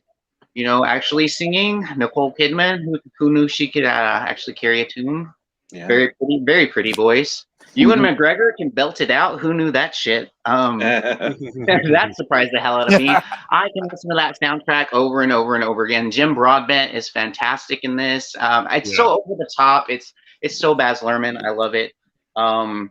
But yeah, I Moulin Rouge was my favorite musical movie until another one of our nominees comes up. So, Always coming up. but Moulin Rouge, I'm going Moulin Rouge. Right. What you've been? So this is another one where both of these I've seen once, but it's been quite a while. But I had some stuff I had to watch in preparation for this, so I didn't want to rewatch one of these. I'm not the biggest musical fan overall. There's not a lot of musicals that I really enjoy all that much. Just a personal preference of mine. Neither of these films are really my cup of tea, but I'm gonna go Chocolat. Works for me. Glad I'm not the only one. I mean, I'm very indifferent on these two, to be honest. I could have cared less which one won. But Moulin Rouge. Chocolat was Miramax too, right? Yes, it was. All right, we're finally on round 2. So the bye round was Chicago. So it's going to be Chicago Moulin Rouge. Who'd have thought? I think. Brokeback Mountain versus In the Bedroom. Now that we've talked about all these, it'll be a little quicker, I think. Why don't you start, Ben? Ben Buster. There, I'll be clear. I'll go with the Jake Gyllenhaal Heath Ledger movie over Works for In me. the Bedroom. In the bedroom or in the tent? Which way are you going? Hang out. Gosh, I think I don't know those 3 acts, and I don't know. I'm gonna go. I think I'm gonna go In the Bedroom. It might be recency, just seeing it so recently, but those 3 acts were great. So I'm gonna go In the Bedroom. For me, how about you, Fish? Which one do you prefer? Brokeback Mountain as one of my favorite movies ever of all time. So yeah, I'm Brokeback Mountain on that one. Even though I do love In the Bedroom, the performances in that. Like I said, everybody should have won an Oscar in that. But yeah, In the Bedroom or Brokeback Mountain. Sorry. Vin, where you at? It might be a recency thing, like Pure Hangout was saying. It's much more fresh in my mind because I literally watched it today. But I'm gonna go In the Bedroom, and I see Gus in the comments says he picked it because of Marissa Tomei, and I'm not picking it because of her, but I love Marissa Tomei, so She is Yeah. fantastic. Ugh. She really doesn't age, does she? No. Not yet. Yeah, it'll be not much. It's like watching Seinfeld episodes that she pops up on recently. I was like, oh yeah, that's hilarious. Oh, you're making it up to me. This one's hard, actually. And I'll be honest, I probably prefer the performances in the Bedroom, but I think I prefer Brokeback Mountain overall. So I would go Brokeback Mountain, but not by a lot. So I think that Yeah. goes 3-2 Brokeback, right? If I'm not Mhm. mistaken. I don't want to click it before I am wrong. A lot of good performances there. Yeah, like all of them are fantastic. All right. Stupid ads and shit. All right. So we got Hurt Locker. Best picture winners here. Hurt Locker versus Gladiator. 2000 and 2009. The whole theme of the stream. Yes, that rhymed on accident. Where are you at, Mr. Hangout? We'll start with you while I go through a couple of comments here. Yeah, I'm just gonna go ahead and go Gladiator. I've had more time with that movie, and I like it. I was in high school when it came out, and it was a lot of fun watching that with buddies. Mhm. It's very epic. Gladiator, yeah. Overrated mountain. Well, would you go within the bedroom if you think it's overrated, Dill? I'm just saying. Go watch In the Bedroom. It's great. Heath Ledger. Oh, yeah. Sad. How about you, Fish? Where are you on these two? These two, yeah, I'm gonna go Gladiator as well. The epicness of it. Excuse me, frog in my throat. But yeah, fantastic performance by Joaquin Phoenix. I think he should have won that year, absolutely. But yeah, Gladiator. I'm trying to think of what did win that year over him. No, Dude, I'm trying. like 2000. Who won in 2000? Best supporting actor. Probably some old guy who got a career Oscar. That's usually what they did back then, right? Yeah. How would you, Vin? I'm going Gladiator. This is pretty easy for me. Yeah, Gladiator. Easy enough. All right. That who you yet, Vin? I can't remember. No, you didn't. Okay, Gladiator. You go then. Gladiator. All right. So we're going Gladiator, I guess. I'm not even going to talk because then I don't have to think if everyone else votes for me. That's the whole point, right? See where the chat was on that Gladiator, Mr. Oates here. The wife said "feck" when she saw those come up at the same time.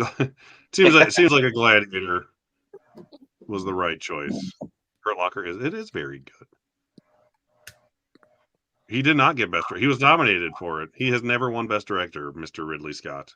That was the year Steven Soderbergh did 2 movies, and they were like, "Hey, vote for Traffic if you're voting for Aaron Brockovich," and then he won because he directed 2 movies and was nominated for Best Director twice.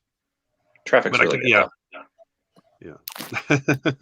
Now I just feel bad because I just rewatched Traffic. I'm like, oh, I kind of wish Ridley Scott would have won just because I like Ridley Scott. He only made some of the best science fiction movies of all time. He doesn't deserve anything. Right. These are, yeah, how different can you get? Gangs of New York versus Up. One makes you cry, and one is about gangsters in New York. Vin, let's start with you. I think this is an interesting one. This is the first one that popped up that was like making me think a little bit here. I really enjoy Up, like I said, but what Pure Hangout had said when we were talking about Up earlier, it does kind of drag in that middle part there a little bit. Initially, I was like, oh, I think I might actually go with Up, but thinking about it more, it's definitely Gangs for me. So I'm going Gangs. Nice. How about you, Fish? We'll go in reverse again. Yeah, I'm going Gangs as well. I really enjoyed that movie more. I don't know that opening battle between all the gangs coming in, and even the closing one at the end is great. But yeah, I really enjoy Gangs in New York. A lot of It is good. It gets a lot more crap than it deserves, I always think. Yeah. Opening montage. They both have amazing opening scenes, both of these movies, since you brought that up. So yeah, I'm gonna go Gangs of New York also. The handlebar mustache, plus it's just so visually interesting. I love the art direction, production design, all of that. It's such a wacky looking, over the top movie. It is a odd looking movie for how like serious it is actually when you go back and rewatch it later on. Yeah. Not that it matters what we think, but Binbuster, what are you gonna say? Oh, I would have to go up. Go up. Works for me. Yeah.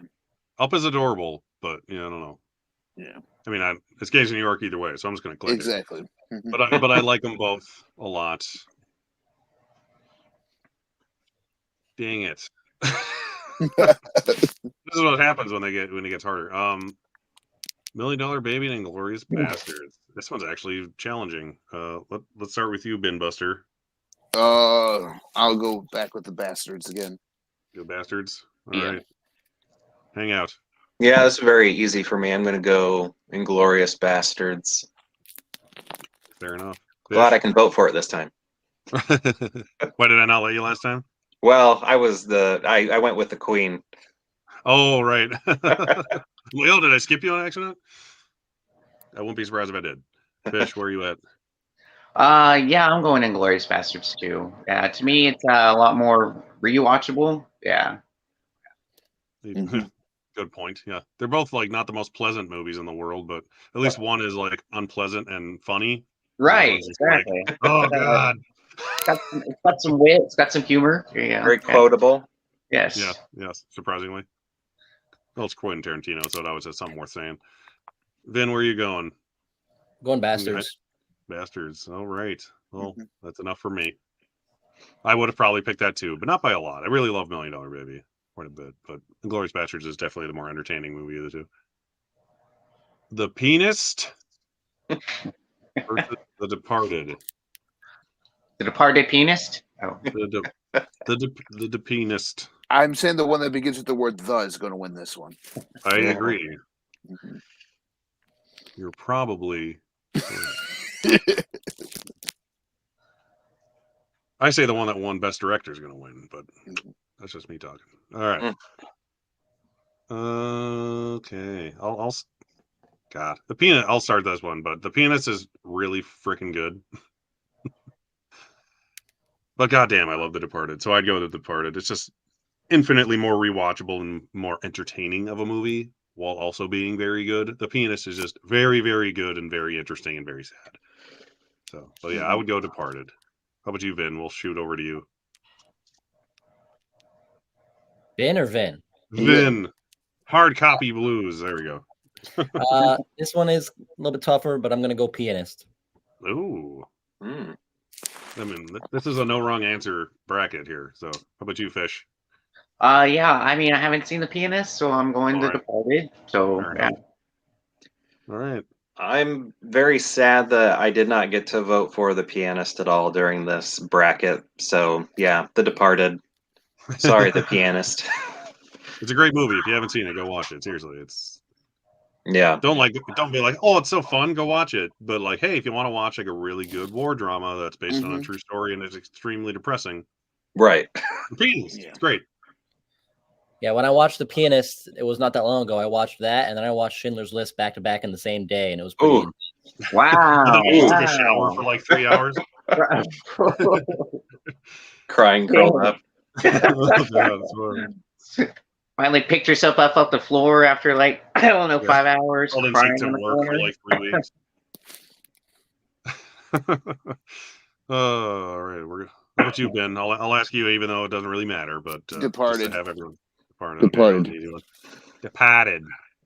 Ooh, dang, these are very different, but I love both of them for very different reasons. Because of that, I don't want to go first. So let's go to Pure Hangout. I'm going to go sideways on this. I'm a big fan of it. Heavy rewatchability. Actually, kind of both of these do, but Sideways I love so much. It's a It climbs my best of list all the time. Yeah, I can see that. What about you, Mr. Fish?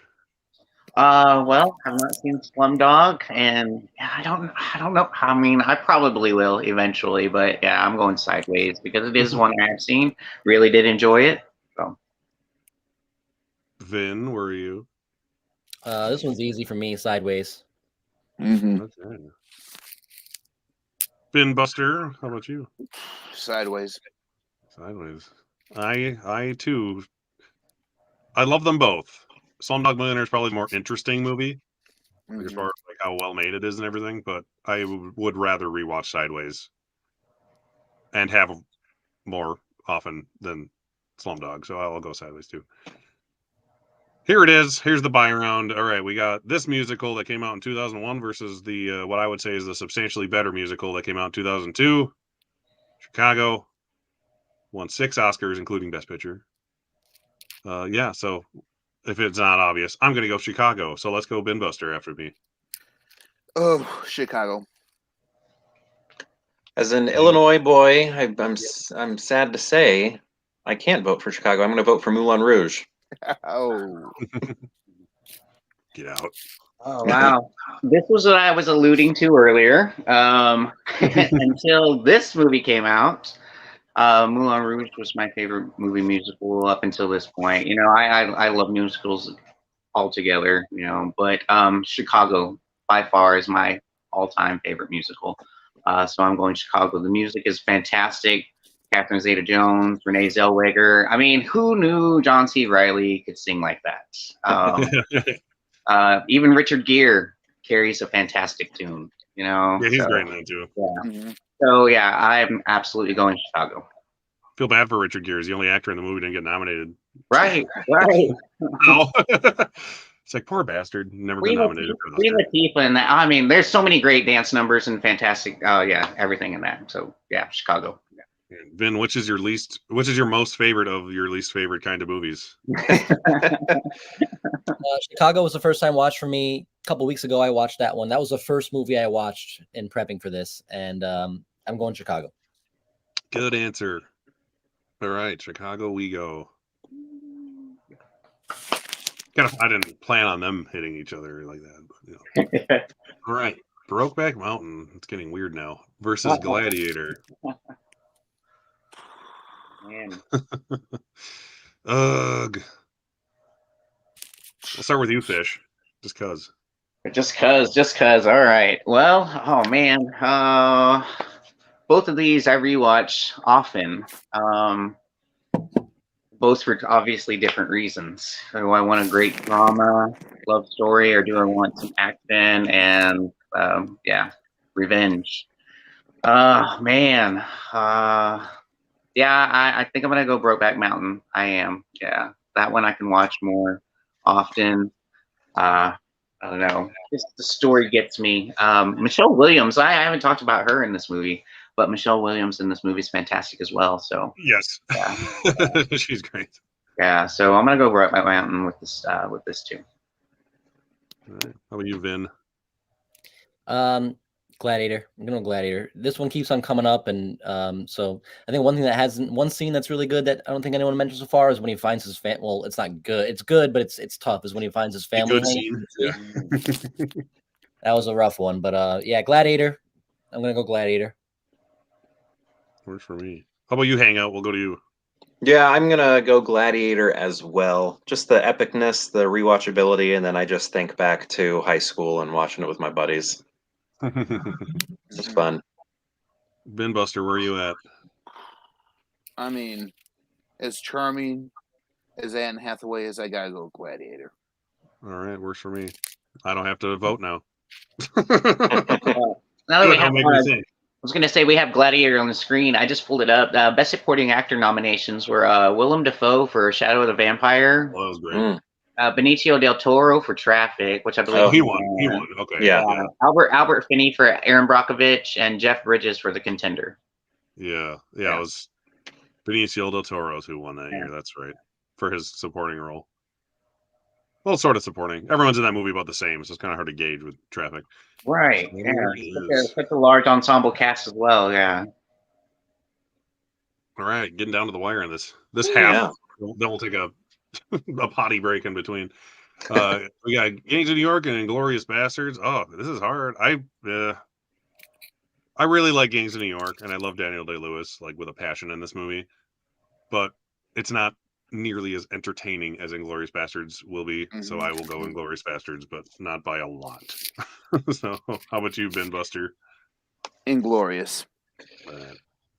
I'm going to go Inglorious as well. I have to vote against the mustache. Yeah, I think it's Inglourious Bastards is extremely entertaining and showy, and it's very fun because of that. And yeah, all the things we've said before. Inglorious. Glad to finally vote for it. Fish.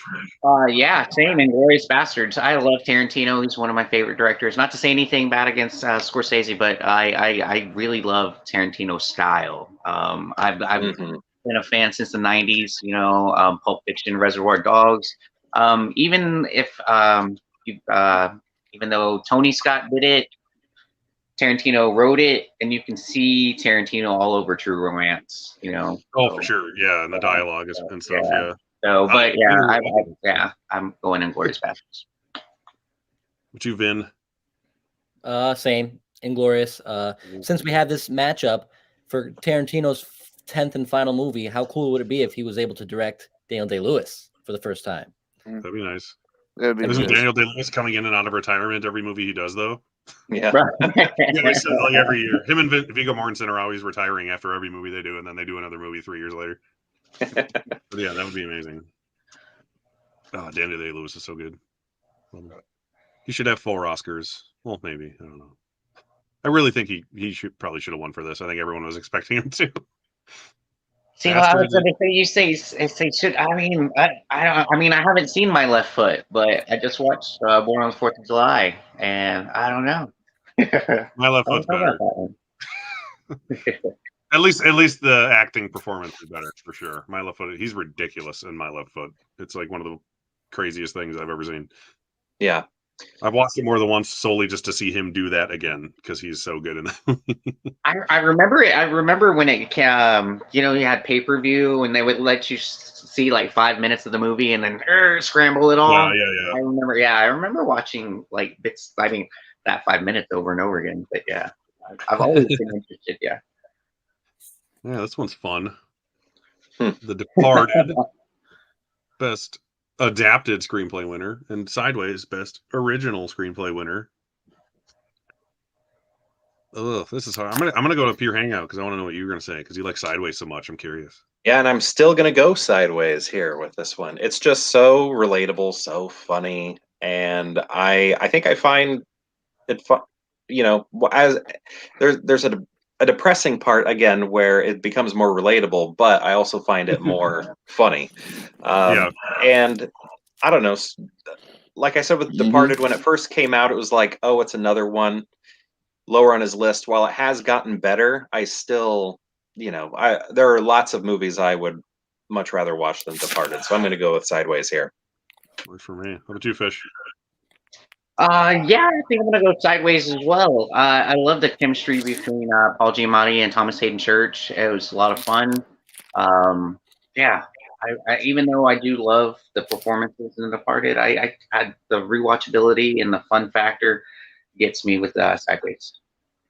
All right, Vin. This one's actually not hard for me. I'm going Sideways. Yes. I did not expect this to happen. Wow. I'm not mad about it. I am pumped about that. I'm not mad about it either. I'm not mad about it either, but like I said in my argument for The Departed to begin with, anyone who made Mark Wahlberg a nominee deserves to move on, so The Departed. You could say the same thing about Thomas Hayden Church, though. True. Right? Yeah, I mean, it's Sideways. I'm happy either way. Like, I've probably watched Departed more, but not many more times than Sideways. It just depends on, like, do I want to watch something that's hilarious, or do I want to watch something that's awesome and kind of hilarious with The Departed? So, Sideways it is. Hey, I'm not going to complain. All right. Bam. Ooh, there's a good one. Wow. All right. Let's go Vin on this one. Bastards. Bastards it is. I, too, will say Bastards. How about you, Bin Buster? Well, here's a little trivia. You know that his role in Thor: Love and Thunder was actually the same character he played in Gladiator? No, not really. But I mean, no, Well, at I least gotta in go. Thor: Love and Thunder, he had an accent. Yeah. His just because it sounds funny accent. And Yeah. oh god, I that would was have to go terrible. Inglorious Bastards. Ooh, here we go. Hang out, sir. I'm gonna go Bastards as well. That Tarantino style all over. It's a lot of fun. Mm-hmm. Oh yeah. Same. Yep. Clean sweep. Wow. Yeah. Good. Like I like Gladiator a lot, but I always think it's like people talk it up too much, kind of. It's like one of the better examples of that genre, but beyond that, I'm like, it's good. Okay, these are different. Sideways in Chicago. Ah, damn. Let's go Fish on this one. Oh man. Okay. Well, Could end with you actually.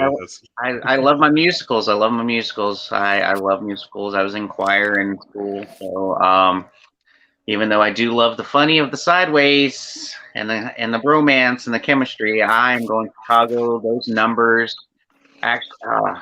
hearing these actors actually belt all these numbers out themselves, fantastic.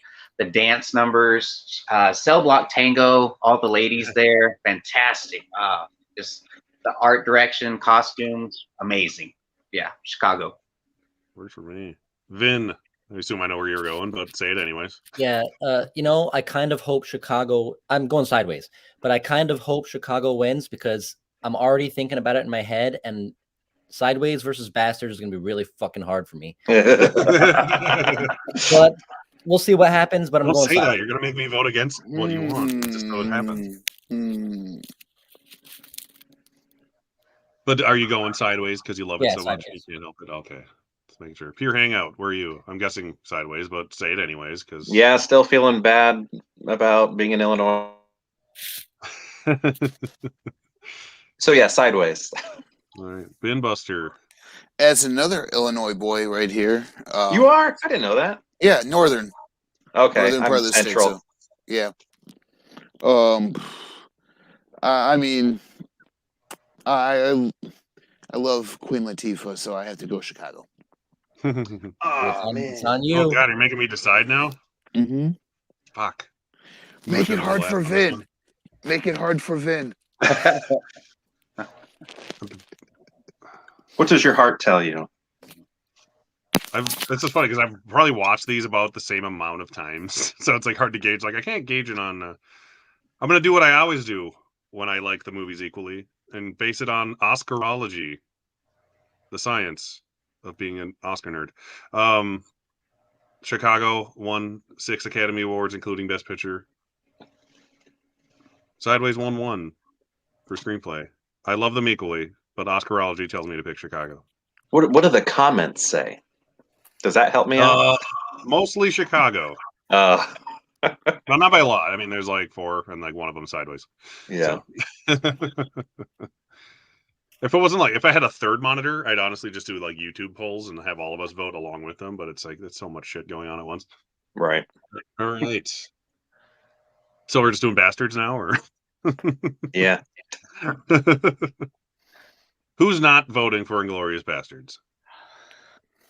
I honestly am like pretty even, but we'll I lean more towards Chicago, but I'll go Bastards. I think I was the only odd man out in this one. I believe so because I am the musical. I believe the musical guy in this group. So yeah. I love Chicago. Man, really my heart. Is another one where I could care less what wins because I love both these movies for very different reasons. But yeah, seems like it's a Bastards thing. All right, hey, oh, that means we're halfway done. So, does anyone want to take a potty break? Because I do. Oh yeah, I'll do that real quick. Why don't I just do this? I'll play my little video again. So give us a couple of minutes here. 3 minutes. Pop, shop, pop, movies.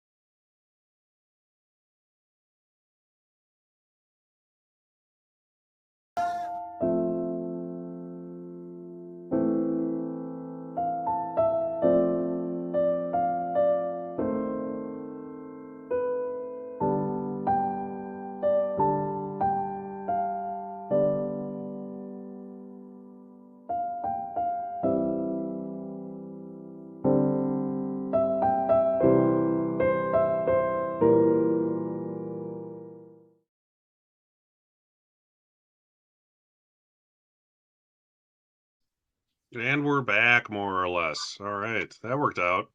Mm-hmm.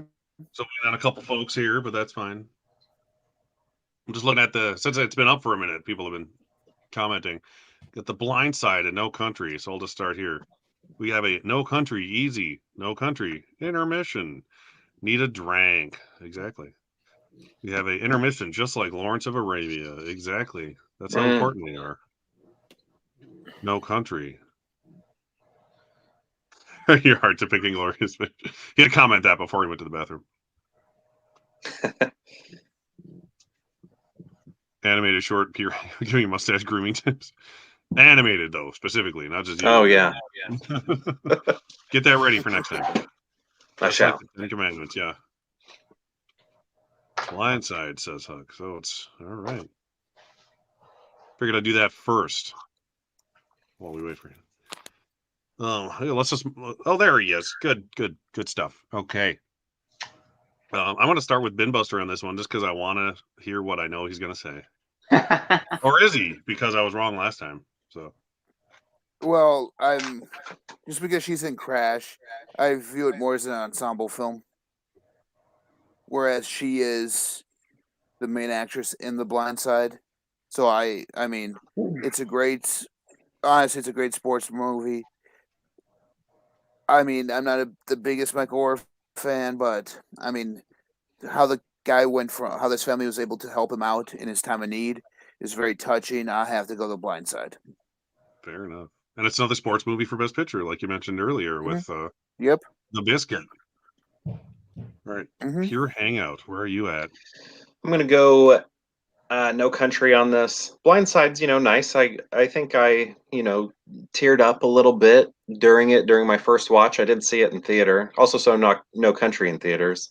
But I find No Country more memorable. The characters stand out a lot more, and I think it's one of the Coen brothers' best. So, No Country, by far, very easy.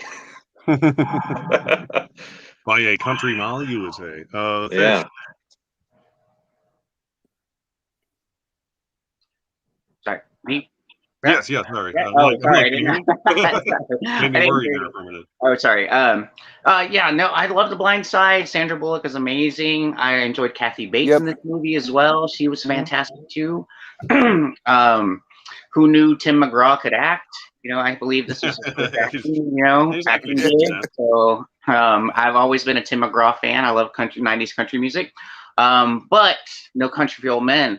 I watched this again for a rewatch this past week, and I really enjoyed this, just like I did the first time. It was so good.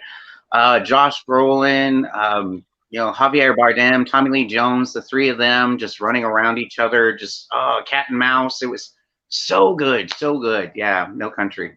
Yes, there's No Country for Old Men because it's a woman's game. Everyone votes Sandra Bullock. Oh, Vin, how No about you? Country. No Country. I did a Coen Brothers ranking on my channel a while back, and I'm pretty sure I had that number one. But I Nice. also have the novel by Cormac McCarthy, and I implore anybody watching or anybody else on the stream, if you like the film, read the novel. It's excellent. And coming back, this is a really, really faithful adaptation of the novel. But of course, in all instances, the novel just digs deeper and does more with the story. So I recommend the movie and the novel. I'm going No Country. Yes, yeah, I've heard that this is like as close to the book as most movies get. Yeah, if you know me, you know I'm going No Country for Old Men. I saw this 3 times in theaters. I don't think many people did that. I'll just put it that way. So, The Blind Side, it's a nice movie. It's a nice movie for people to enjoy, but No Country for Old Men is a fucking masterpiece in my opinion. Oh wow. All right. Well, this might be easier than expected, but we got Finding Neverland from 2004. I actually really like Finding Neverland. It's the movie that it won Best Score, has a gorgeous score. The music, literally the music in this movie made me cry. It was so good during a scene of it. I was like, it was just perfect timing with the score. I was like, oh God, it did its job. And it was great. I recommend you listen to the score, if anything. But yeah, it's got Kate Winslet, Johnny Depp. What's his name? The little boy who's adorable in it. From Bates Motel. Yeah, one who has Freddie all the Highmore, right? Freddie Highmore. Yeah, and then Dustin Hoffman. Who doesn't love Dustin Hoffman? He likes to be in things about Peter Pan, I guess. Japan, yeah. It's no hook, but Finding Neverland's pretty good. And then we got what is that? That's the Two Towers, Lord of the Rings: The Two Towers. The one that's often people's favorite, it seems like, even though it's the one that's like has the least like awards, which is just because it's like, it's the second one, screw it. Which is kind of what happened, which is sort of what I think happened with the second Avatar this year, with the exception that Lord of the Rings is actually good. But yeah, shots we'll fired. start with Bin Buster, I guess, on this one. Two Towers. All right. Two Towers, hands down. Where do you rank it in your Lord of the Rings ranking, just out of curiosity? Should we do It's that? number 2. It's number 2. It's a big old number 2. You don't like it very much? Well, no, it's not big old number 2. It's my second favorite one out of the 3. So it's a literal number 2. Okay, I got it. Yes. All right. Pure Hangout. How about you? It's right in the title, number 2. It's like they weren't even trying. Right. I think in a lot of the circles I run in like this one the best as well, and I think it has to do with the battle scenes. I'm friends with like a lot of LARPers and Magic the Gathering players, and they play that type of stuff, so they really get into that part where that doesn't interest me as much. Still love it. I still think the Lord of the Rings trilogy is one of the greatest things ever put to the screen. Finding Neverland, I remember when Johnny Depp was nominated for this, and it was at the Oscars. This was about the most normal I think we'd seen him in a long, long time, like the way he was dressed anyway. He wasn't very eccentric. And same, with this movie as well. I mean, he has an accent and everything. I love the story of Peter Pan and Barry here, and Hook is my favorite movie of all time. So I think very I can't believe I'm voting against a Lord of the Rings movie because I think they are such an achievement. But I think I'm going to go Finding Neverland here. Nice. Good for you. That's all I'll say. It's a good movie. If you haven't seen it, don't crap on it just because it's, you know, I actually really enjoy it. I don't own it. I thought I did. I used to have it on DVD. It's one of those that I'm like, oh, damn it. Why did I sell that? So now I got to buy it on Blu-ray at some point. How about you, Fish? Where are you at then? Oh man, I've seen Finding Neverland once. Lord of the Rings I've watched over and over and over again. But I did enjoy Finding Neverland. And they're both meme-tastic, you know. They got memes. Oh, yeah. They are. That's right. Meme-tacular.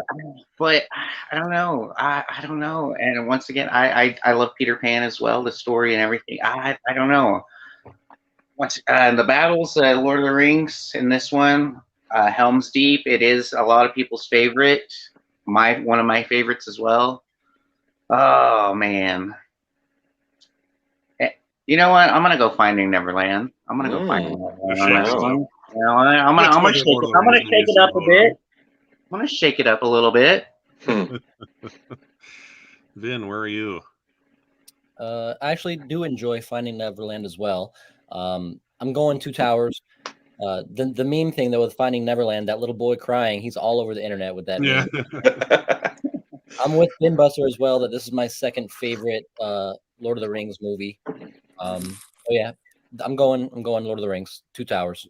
Okay. Let's just see quick what the chat's saying here. Lord of the Rings. This person says none. I guess they don't like movies. I don't know you, but thanks for being here. I appreciate it. Two Towers, Lord of the Rings. Finding Bored Me.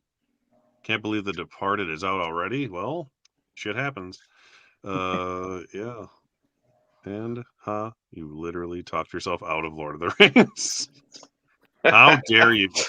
Yeah, I really like Finding Neverland, but the Lord of the Rings, I just consider the whole trilogy as one movie because it really is.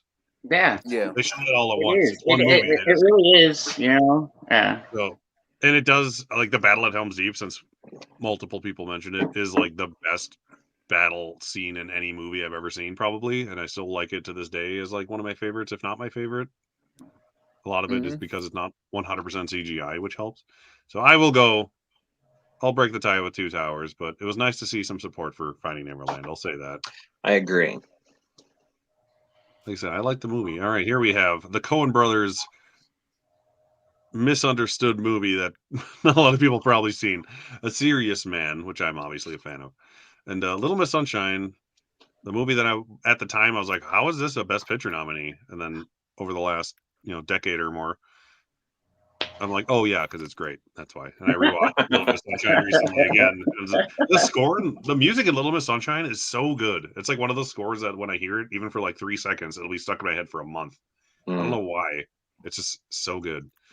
Yeah. So, but yeah, well, I'm biased because I'm a Coen Brothers fiend. So I'll start with Vin and work backwards. This one's an interesting matchup. I also really enjoy the Coen Brothers, and I have A Serious Man on Blu-ray. I bought it specifically for my Coen Brothers ranking that I have in my channel. And I watched it obviously, but damned if I can't really remember a hell of a lot about that film. I don't know what didn't land for me, but I have to give it a rewatch, and I'm sure I will. But for me, I got to go Little Miss Sunshine. I love Greg Kinnear. I love Paul Dano. He doesn't have a huge role in it, but well, he does. But I'm a big Dano fan. He doesn't say much, but I love him as an actor. I love Greg Kinnear, and I'm gonna go Little Miss Sunshine.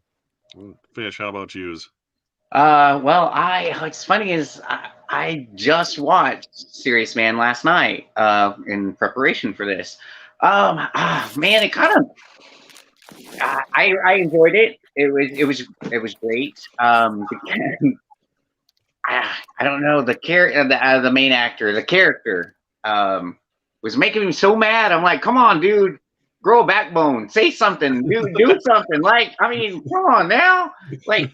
The man who's cheating on with your wife is hugging you right now. What the fuck? I'm like, come on, man.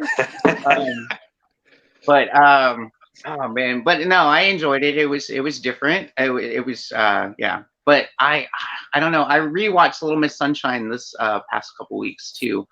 Man, everybody in that movie: Toni Collette, Alan Arkin, Greg Kinnear, Paul Dano, Abigail Breslin. That I forgot about. When I put it on and it started playing, I was like, "Oh my gosh!" I remember at the end when she does her final pageant little dance, and I was like, "Oh my god, I can't wait till it gets to that part." That was so much fun. Yeah. So yeah, I'm going Little Miss Sunshine. Nice. Hang out. So yeah, I like A Serious Man a lot. I like the biblical storytelling in it through like Coen Brothers' eyes. Really cool. Little Miss Sunshine. Now that I'm looking at this poster, I said Juno was the one that Ebert predicted to win, but maybe it was this one, or maybe it was both. But I know it was one of those like hipster dramedies. And yeah, I really like this one. I like the score. I like the music. The soundtrack's really good. Polyphonic Spree, Sufjan Stevens. So yeah, it has a high rewatchability for me. So I'm going to go Little Miss Sunshine. Nice. Ben Buster, how about yous? Haven't seen Serious Man, so I have to go with Little Miss Sunshine. For me, do that. Go see it. You probably won't like it, but you should watch it. No, check it out. No, I check it out. I enjoyed it. Even Yeah. as a diehard Coen Brothers fan, I gotta Michael rewatch that one. Stuhlbarg, the main actor in this movie, is like one of my favorite performances. Like he's so funny. That's Like, what I love was him in saying. this They're like his so much. performance. Yeah, because of it, I was like, "You're just so good. You're driving me nuts. I just want to strangle you right now." Oh, come on, dude. Yeah, he's like, if it wasn't for him, I probably wouldn't really like this movie very much, to be honest. Even as a Coen Brothers fan, like they're literally my favorite filmmakers. So I named my kid after him. I say it all the time. I did. I actually named my kid after the Coen Brothers. What else? Coen- But even I would pick Little Miss Sunshine over Serious Man because it's just so goddamn good. And Coen Brothers is a great name for a boy. yeah, this is on Coen Brothers Jr. That's his name. My name is also the Coen Brothers. All right. Hey, these came out the same year, didn't they? Crouching Tiger, Hidden Dragon, Yeah. a movie I really wanted to watch again this week, but I saw Avatar 2, and then we came home and we're like, let's watch that, and I just couldn't do it. I had already been exhausted by sitting through Avatar for 3.5 hours, so we ended up watching Hurt Locker instead. And Traffic, which I'm glad I watched again for the second time in like 15 years. Last night or the night before, I can't remember. Yeah, I have never been a huge fan of just martial arts movies and stuff in general, so I'm kind of biased towards that. But I'm also not a huge fan of like drug related drama things, and I can't stand the color correction, the color grading in Traffic. It drives me insane. Oh wow. So it's so bad and annoying because it's so much. It's like you don't need to do it that drastically every other scene. That's pisses me. Like I get why, because it shows the different locations and stuff. It helps with that, so I understand it. But it's like too, like they cranked it up to 100 on the little meter when they're editing the movie, color correcting it every time. It's like they could have just done like a tiny bit. I would have known they were in Mexico just for from the landscape. It was like T-Pain auto tune. Yeah, exactly. Cranked it up really high. But having said that, I do like Traffic a decent amount, so I would go Traffic, but I'm not married to it. So let's see what everyone else has to say. How about you, Ben Buster? I mean, I wasn't a huge kung fu fan of in movies until Crouching Tiger, Hidden Dragon came out, and then Ip Man really just those are my big two that I really enjoy. The Ip Man franchise and Crouching Tiger, Hidden Dragon. Not much of this, but I mean, yeah, and it's Michelle Yeoh, so you can't. Yeah. She's nominated this year again, so here you go. Here you go. So have to go with It's relevant, someone who's kind of. currently nominated. So it is. It is. Crouching Tiger is my choice. Crouching Tiger for me was a first-time watch this week. My parents had it on VHS, but for some reason I never watched it. And I remember the hype for it. Like it was huge. I remember at the time it being a big deal. So I was curious, when I watched it. how I would feel, and I still don't think I get the hype other than, this is like at the time of the Matrix, and that martial arts and the floating and everything was probably had a lot to do with it, just something we'd never seen before, at least in America. So I don't know. I just didn't it didn't lock in for me. I was thinking a lot. Why was this such a big deal? I don't fully get it. I like that it was nominated though because of the genre aspect. I think that is fantastic. I'm always going to root for that. For nominations, but I like Traffic a lot more. I do like the extreme color grading in this. I like the graininess of it, how like raw it looks. Yeah, that doesn't bother me. Yeah. Yeah. And yeah, so I think I ultimately have to go Traffic. But again, I think Crouching Tiger was a cool nomination genre wise. Fish, how about you? I liked both of these when they both came out for the first time. I remember really wanting to watch Crouching Tiger because of the wire work. That was the whole thing of it. They were standing on limbs and stuff, and it was really cool, yeah. And the way they floated, when they fought, was really groundbreaking, at the time. But absolutely, the hand-to-hand combat as well was fantastic. Traffic, I mean, like I said, I watched last night Crouching Tiger, so that's why it's fresh in my mind. But Traffic, I haven't watched since that came out. So I think I need to give it a rewatch. But for me, on the recency, I'm gonna go Crouching Tiger because it was beautiful. I just watched it 4K, fantastic. Mm-hmm. It's pretty, that's for damn sure. Yeah, and that's what I'm saying. It's gorgeous. It's fantastic. Yeah, and yeah, the Michelle Yeoh of it all has got me. So yeah. How about you, Vin? Where are you at? Are we at 2-2 right now? We are. It's up to you, I guess. Whoa. I love Crouching. I bought that box set where it's on 4K, and I want to definitely rewatch it. I haven't rewatched that 4K yet. And I'm with Binbuster, where I recently, if you see my Instagram, I recently watched not all. I watched the first 3 Ip Mans. They're so good.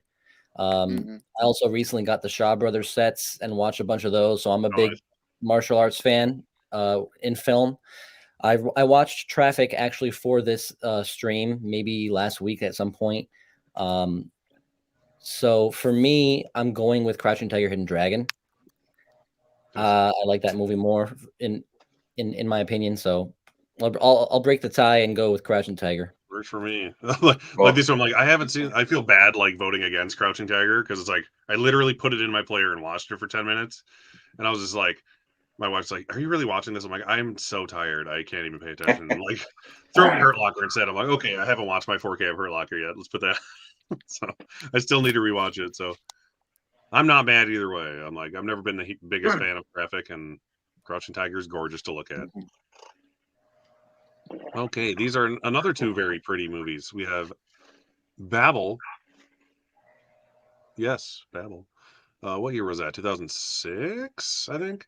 And then Lord of the Rings. This is Return of the King over here on the right, just in case anyone's curious.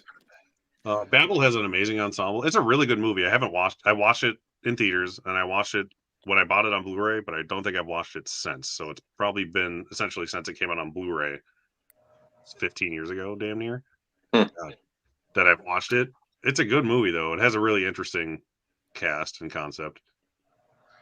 Are the stories color graded? Not as drastically as Traffic, I don't think. Not enough to where it makes me annoyed to watch it. Yeah. Now, honestly, if it wasn't for that in Traffic, I'd be like, I really like this movie. It's just like, oh god, every time it changes scenes, needs sunglasses. But I mean, it's freaking Return of the King. So I mean, I'm not gonna say any more than that. But Vin, where are you on this one? Return of the King. Okay. Have you seen Babel? I have. It's been a while. I enjoyed it, but I got to go Return of the King. Oh, Return of the King. Okay.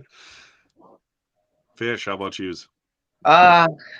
don't know. I mean, I'm not saying I know it's Lord of the Rings, but like Babel, I was like, I watched it when it first came out, and I was like, not a fan. I don't know. Maybe I need to rewatch it. I don't know. Didn't enjoy it. It's a good movie, but it's quite the slog, and you like Yeah. really have to be in the mood to watch it to Okay, enjoy I it. think that's what it was. Even and I made it all the way through. I just like I was just sitting there like. Yeah. It's an interesting movie for like Brad Pitt and to be in and stuff, though. I thought that was kind of cool, but yeah. Mhm. Kate Blanchett, yeah, And and that's as why, Jess and said, that's why, and that's why I watched it. Brad Pitt, Kate Blanchett, yeah. because Kate Blanchett. Luckily, a couple years after this, it'd be in a much better Best Picture nominee that we'll get to eventually. So, I'd rather watch what's your Babel. hangout? Where are you at? Yeah, I watched Babel in preparation for that Oscars. I remember doing that, and then I think I might even have it behind me. I think it is in my collection. I'm pretty sure I bought it. But you know, Return of the King, ambitious, amazing, one of the greatest things put to screen, and Babel doesn't even come close. But it won Best Score. That year, It's the same. It was the same composer of as a Brokeback. He won 2 years in a row. I remember. I was like, oh, that guy again. At the Oscar. But you, Bin Buster, gonna make it an easy one. LOTRROTK. Yeah.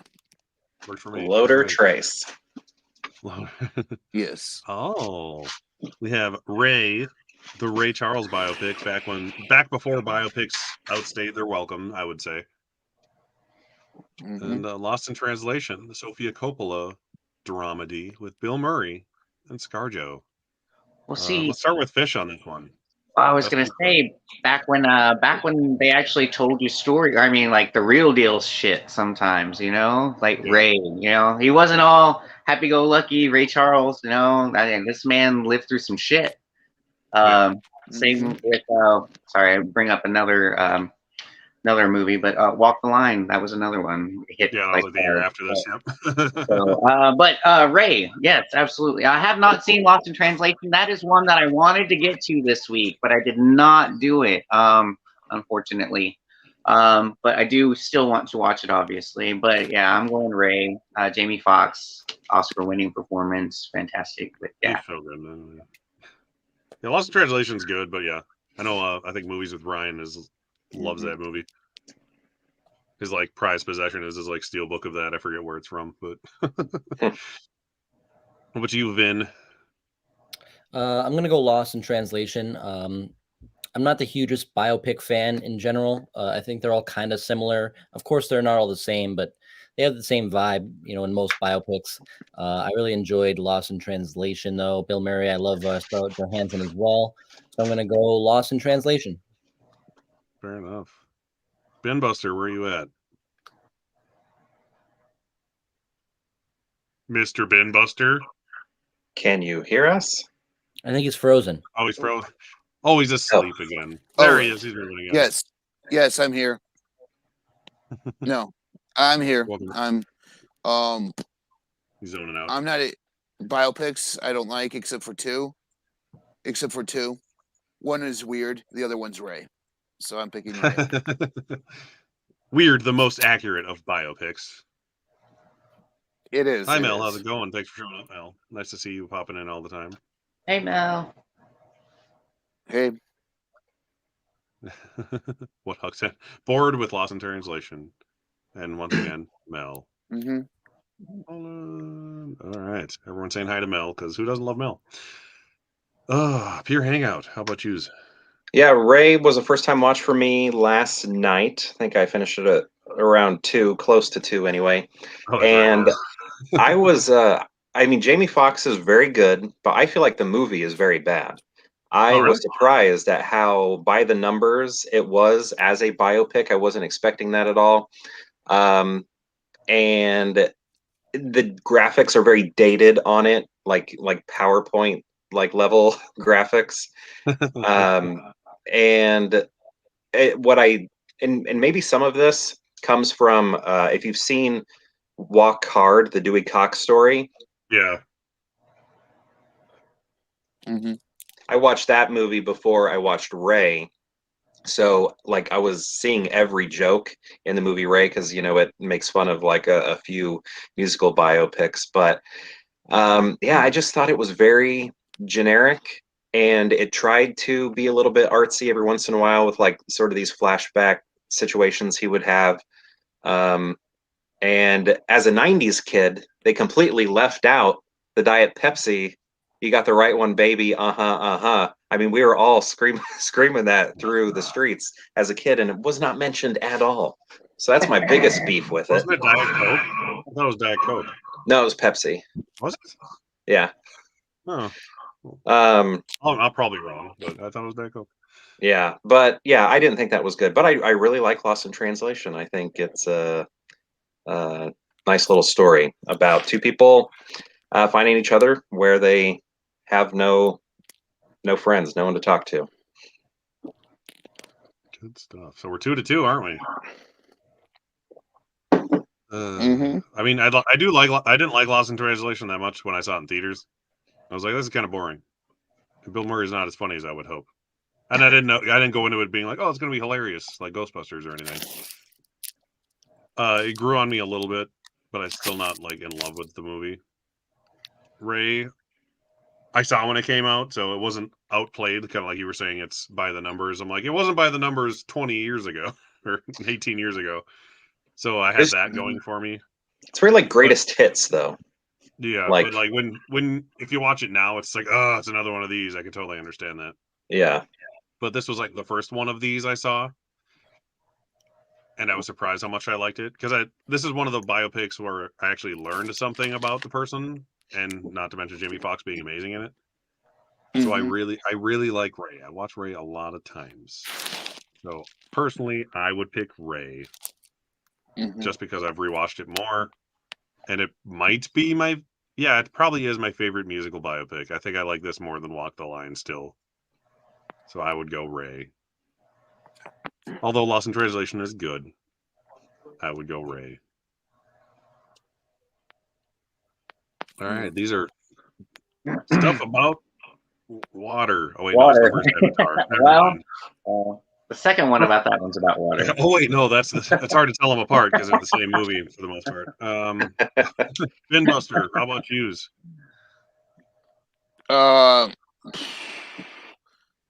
As much as I like Russell Crowe, I gotta go Avatar. Fair enough. To me, Avatar changed the game in the realm of CGI. There was a reason it was nominated, and I mean, I not much more to say about that one. Fair enough. Your Master and Commander had the unlucky situation of coming out in the same year as Lord of the Rings, Return of the King as well. Pure Hangout. How about you? Yeah, I saw Master and Commander. I think my mom and I went to go see that, probably in prep for the Oscars.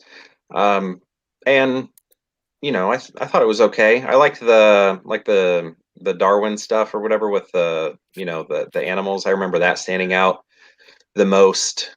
But Avatar, yeah, it sort of changed the game, and I think best picture can mean a lot of different things. And in that case, pushing the medium forward in terms of technology is enough reason to nominate it and even give it the win. Had it won over Hurt Locker, I would have been fine with that because of what it's done for the advancement of technology for cinema. So yeah, I'm going to go Avatar. Very easy. Easy win. Easy money. It's me. Terminator 2. Yep. Sorry. Apparently, I'm not talking loud enough when I say your All right, name. no. You're good. I have not seen Master and Commander. That was one I was actually wanting to try and fit in these past couple weeks. I just didn't have a chance.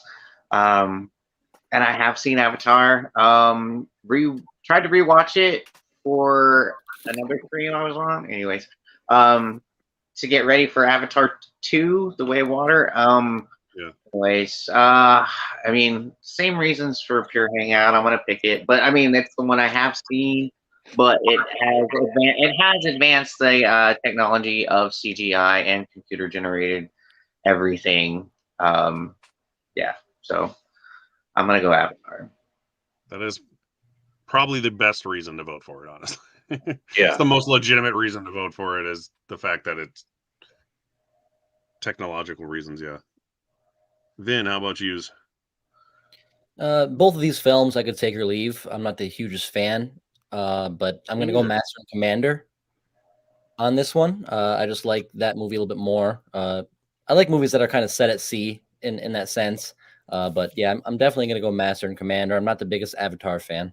You'll love Avatar 2, though, if you like Set at Sea. Yeah. Whenever when someone asks, like, who hasn't seen Avatar 2 asks me, he's like, oh, what is it good? I'm like, yeah, watch the first Avatar and then watch the third act of Titanic, and then you've seen Avatar 2. Yeah. So I think that is what you will. I haven't actually. I needed to watch Master Commander. It's one I kind of like forgot I needed to rewatch because I haven't seen it since theaters, and I really don't remember liking it. It's like really beautiful looking movie. The way they shot it, I think it won cinematography. That's the only thing it won because Lord of the Rings wasn't nominated. I think that's right. Which Avatar also won for that matter. But I mean that doesn't matter. Like Avatar's got 3 to 5 votes. I don't remember enough about Master Commander to even like make an argument, so I'll just click Avatar. You know, it's funny as you It's say not that great, Avatar. Avatar is cool, but it's not good. I'll just say that. So it's Avatar 2 is like Avatar plus the Abyss at the end. Yeah. You know? Like I think I was talking to Tim earlier, and I was saying Avatar 2 is literally every James Cameron movie mashed together. I was like laughing in the theater thinking about this because it's like, oh, you have like weird underwater creatures and synthetic humanoid creatures and giant mech suits and blue aliens and a sinking ship. It's every single and double crossing like spy games going on. So it's every James Cameron movie mashed into one. Yeah, I'm curious how the rest of the franchise is going to go. Like, I thought this one would, reach the billions. It did, but I don't know if it can continue that. Right. Yeah, it's just gonna be more of the hopefully eventually they do something different. That's all Yeah. I'll say. I do like the little family aspect of it. It's cute, but like Yes. did you see it? Yeah. Yeah, it's like some of the like they have like 4 kids in it and like 2 of them are actual people. Right. All right. Yes, another one of They Couldn't Be Any More Difference. Julia Roberts in her Oscar-winning role as Erin Brockovich, which is a really good movie. I haven't seen it since I've only seen it once. It was really good. And Daniel Day-Lewis in what was his second Oscar-winning role in There Will Be Blood. I'll just put it there, and I'll move along. How about you, Pure Hangout? I'll start with you. I remember seeing Erin Brockovich with my mom in preparation for the Oscars. Actually, I think we just watched that one to watch it, not like specifically for the Oscars. And I liked it. A lot of scenes did stand out, especially when she got the water glasses out to offer to the people who didn't want to help in that situation. That has always stood out. I've always remembered that. But There Will Be Blood. While I don't think it's a perfect movie, and I don't even think I like it as much as a lot of people do, I do like Daniel Day-Lewis in it a lot. I like a lot of aspects of it. I think Derek, you praise Paul Dano a lot in it, but I'm not as into him in this movie. But I'm still going to go ahead and vote for There Will Be Blood. He's good in that. There's a lot of Paul Dano in that. And these 2 characters, which you don't really think of until the end of the movie. Fish, how about you? Well, I just recently watched Erin Brockovich for the second time, I think, ever. So I have not seen There Will Be Blood. What? But I know. This was another one I wanted to watch today, but I got home too late and didn't have enough time to squeeze it in before the stream.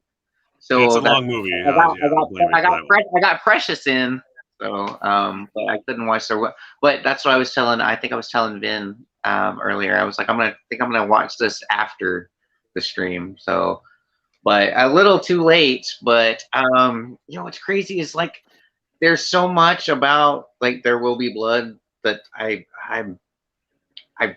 seen the trailer. like a couple times, like back in the day. But yeah, it's to me it seems so epic that I want to vote for it, even though I haven't seen it, which is weird. So, but I mean, I'll go for the one that I actually have seen. So which I actually watched, like I said, recently, and I did enjoy it. Again, he was talking about, sorry, oh my gosh, other Derek was talking about the scene where there's the water. Yeah, that was great. I was cracking up. I was like, yes, yes. So, but yeah, Aaron Brockovich for me because it is the one I have seen. Fair enough. Vin, how about you? So this one, anyone who's maybe followed my channel for any amount of time knows where I'm going here. There Will Be Blood for me, hands down. This is my favorite Paul Thomas Anderson movie. Nice. This is what made me discover Paul Dano. This is, I think, Daniel Day-Lewis is one of his strongest performances. I love their little rivalry that goes on throughout the film. I love the way it's shot. I love the setting of this film. I love, the time period. I can't say enough about There Will Be Blood. I was telling Fish about it earlier. We were talking about it, and yeah, I mean, this is an easy one for me. All day, There Will Be Blood. How about you? Do we start with you, Ben? I'm sorry, I forgot. No, you did not. I didn't think so. Okay, go for it. I will choose Aaron Brockovich. No, really. Yeah. As much as I like There Will Be Blood, the whole contaminated water storyline with it too is just, it's something that if you know about that type of stuff really hits you at home. Let's put it that way. I was trying to remember, like, that's the one with the water, contaminated water, right? Okay. Yeah, it's been a while, so. Yeah, it's like real life. Yeah, Yes. He's playing a real person, so. That is cool. We're even, right? Are we? Are we? Mhm. Yeah. Okay. I'm gonna call this the Tim Talks Talkies vote because he wanted There Will Be Blood to win this tournament. Not that I necessarily do, but I absolutely will vote for it over Aaron Brockovich. I love There Will Be Blood. It's not something I can rewatch a ton. Yeah, because it's so much when you watch this movie, but it's so good and it's gorgeous to look at. The one cinematography and stuff, and Daniel Day-Lewis is like the greatest thing ever in that movie. I drink your milkshake for life. That's what I say. I had a T-shirt actually that said that when it came out. I loved it so much. I just want to look at some of these. Ain't seen either. Julia, so lol. Julia like a good thing because I don't like Julia Roberts, so I don't really know. I like her in that movie more than anything else. for the moms. Well, let's see. There Will Be Blood is scary. You'd like it. You like scary things. Actually, it has amazing score too. Oh no, I'm getting ahead of myself here with this Aviator comment. Let me just star that one. I'm going to start with N between Aviator and N Education from 2009. Me, right? Yes, Mr. Vin. Yes. Aviator. This is, on certain days, this is my favorite Martin Scorsese film of all time. My love. This is top 5, I think, all time. Not even Scorsese, like just film in general. So, I mean, that says it right there. I absolutely love The Aviator. So that's my pick.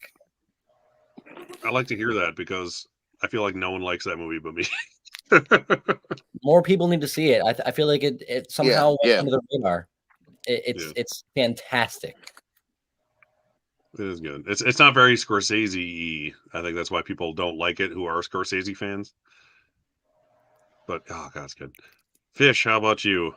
Okay, so I looked up An Education to see if I wanted to watch it for homework, and it wasn't one that kind of grabbed me.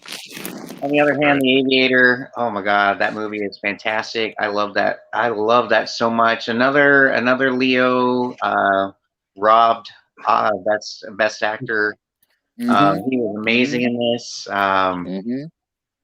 Kate Blanchett was great. You know, Kate Beckinsale, Gwen Stefani was in this as well. Yeah, that's right. A lot of cool second. names.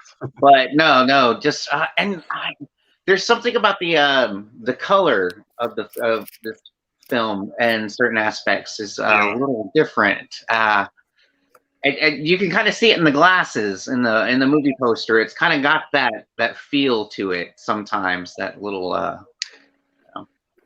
Almost like Oh Brother. yeah.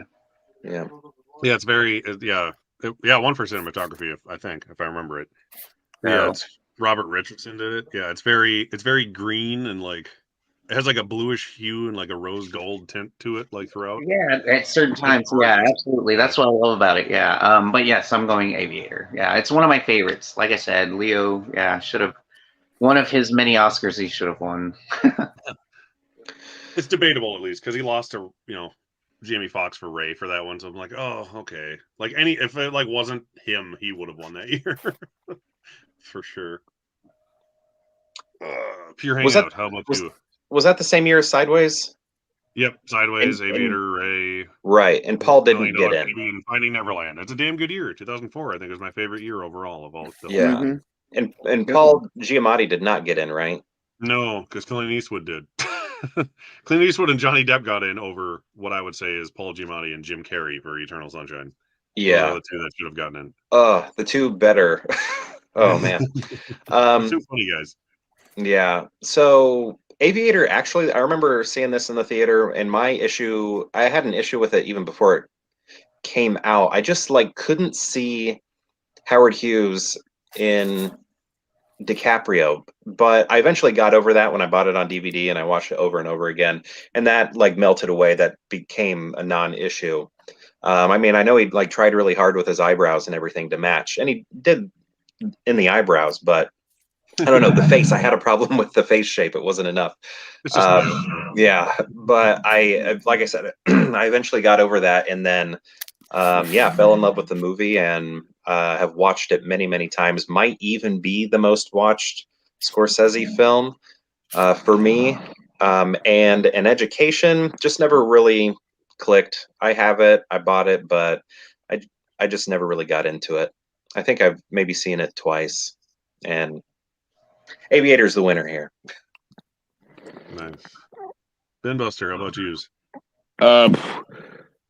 Leo should have won for this one. I agree. Yeah, it was a hard year with Jamie Foxx, but I mean both of them were in biopics. So right, which biopic actor would have won? Like it was a hard choice there in that one. Like I was always a fan of Leo in What's Eating Gilbert Grape. If I said if he wasn't going to win that, there would have to be something that would come along that would make him win. And before The Revenant happened, I thought it was going to be this one. Yeah, for him. Most people did, I think. yeah, and I'm like, and then when he did win, I'm like, well, he's going to be one of those actors that never wins one. So was I wrong? And I'm glad I was still wrong. A kid at that point. Come on. Yeah. Well, I have to go The Aviator. Awesome. I mean, I wasn't surprised that it beat An Education, which is the only movie from that year that I don't own. Not that it's bad or anything. It's just like, yeah, that's okay. Yeah. I like everyone in it. It's a nice movie. Sure. It was lucky to get in for Best Picture because there were 10 nominees that year. But yeah, Aviator that's the movie that actually made me love Martin Scorsese movies. Because I saw it before I saw Goodfellas or Casino. I saw Gangs of New York first because it came out first, but I preferred this infinitely more than Gangs of New York even. Since we already did $1 Million Baby, I'll just say I really wish this would have won Best Picture and Director over $1 Million Baby. Even if Leo still had to lose to Jamie Foxx, that would have been fine with me. But this absolutely should have won Picture and Director, and it gets crapped on a lot by Scorsese fans because I think they're less Scorsese fans than they are gangster movie fans. Well, it was right.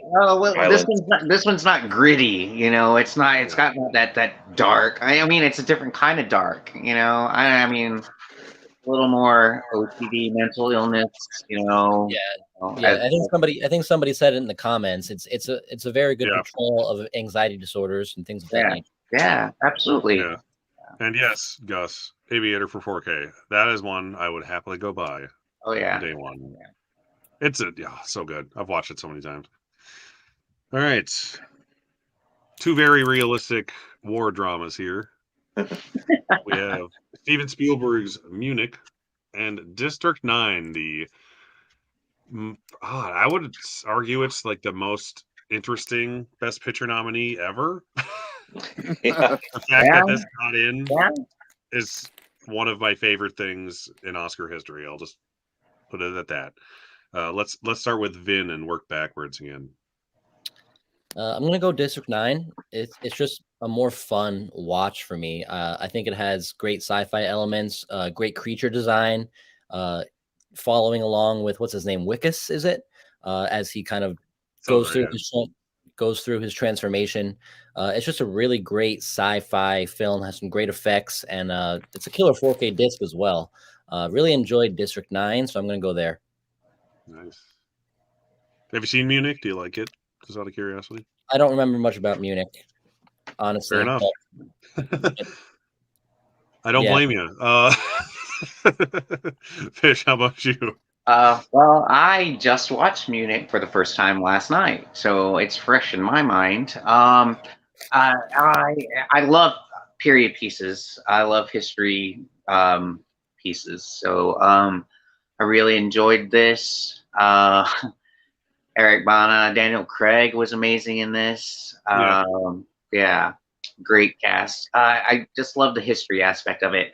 That being said, just from what Ben was talking about with District 9, the whole sci-fi aspect of it being nominated for Best Picture, amazing.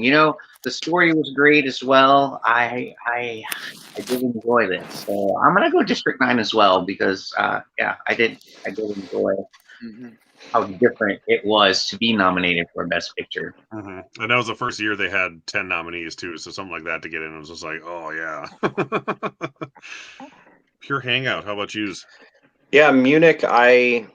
I've tried watching that multiple times. I have completed it each time, but I try to like it. I keep watching it, trying to like it. I've a few movies that I do that with, where like maybe I just need to be a little bit older. Maybe I need to be a little bit older. And I haven't got there yet with Munich. District 9. I mean, kind of everything that you've all said. That was a fun year for science fiction. We had this, and then Avatar, and then I really wanted Star Trek.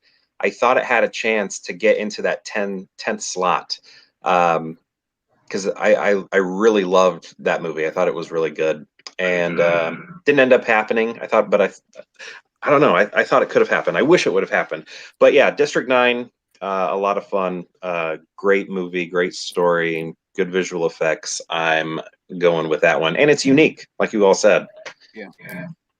Who remembers that one Knocked Up where they're in the club? Oh yeah. That one scene in Knocked Up where they're in the club, and it's a lot of Jewish actors, and the one dude, I think his name is Jay in real life, and they're talking about Munich and how much they love Munich because it flips the script on like. Yeah, I fucking love Munich. That's right. Yeah. Right. Jay what's his name? Jay Burchell or whatever. Yeah. Yeah. Flips the script here. We're taking them out. Yeah. He's in the club. He's just like, "Oh, Munich." I just want to watch Knocked Out more than Munich, though. That's the thing, Yeah. I keep trying. Yeah, I'm right there with you. I'm glad I watched it. District 9. I mean, it's a found footage movie, and I kind of like those. Munich was, like I said, found footage. It's still, when you type it up under the category, it still shows up. But anyways, Munich was one of those ones I've never seen, so I'm just going off by what I've seen. So I would go with District 9. That's an interesting point about it being found footage because I didn't think about that, but really it is. Yeah, it is in that style for sure. Yeah. Yeah. Crappy movie. You need to watch District 9 again, Gus. 21 Hours at Munich. Star Trek 2009. I love Star Trek 2009. And since Yeah. you mentioned awesome sci-fi movies that year, what is arguably the best one wasn't nominated for any Oscars is Moon with Sam Rockwell. Love Moon Yes. is Yes. outstanding. So But yeah, I good. would say like 2009 was my favorite year for sci-fi that I can think of because of those 4 movies. Nobody talks about Moon enough. And yeah, Munich's a good movie, but it's like every time you watch it, it's like, oh right, it's really long and boring. Right. Oh yeah, like I said, I'm glad I watched it. Well, You know? but it's just like, oh, there's like a couple really good scenes, like the phone bomb scene is Yeah. really good, and that's like the only thing you remember from that whole movie besides like when they take out all the Olympians. District 9 is so good. Like I have Yeah. it upstairs, like sitting next to my TV, like it was on my to watch pile this week, and I'm like, oh, I've seen it enough. I don't need to watch it. I know how much I like it, but I really want to watch it. And I would argue that the visual effects in this movie are better than Avatar, yes, because James Cameron took like $300 million to make Avatar look pretty good when it's all fake. But when it has real stuff with it, it looks, or to look real. But when it's with real humans, because I just rewatched Avatar again, didn't age great, it looks fake as shit, all the CGI. District 9 is way more photoreal, visual effects wise, and it's with real surroundings, and it had a $30 million budget. That's more impressive, yeah. It's so much better. And also it was nominated for writing, which James Cameron never will be. So District 9, it is. Very cool. I'm glad everyone liked District 9 and Aviator. That made me happy.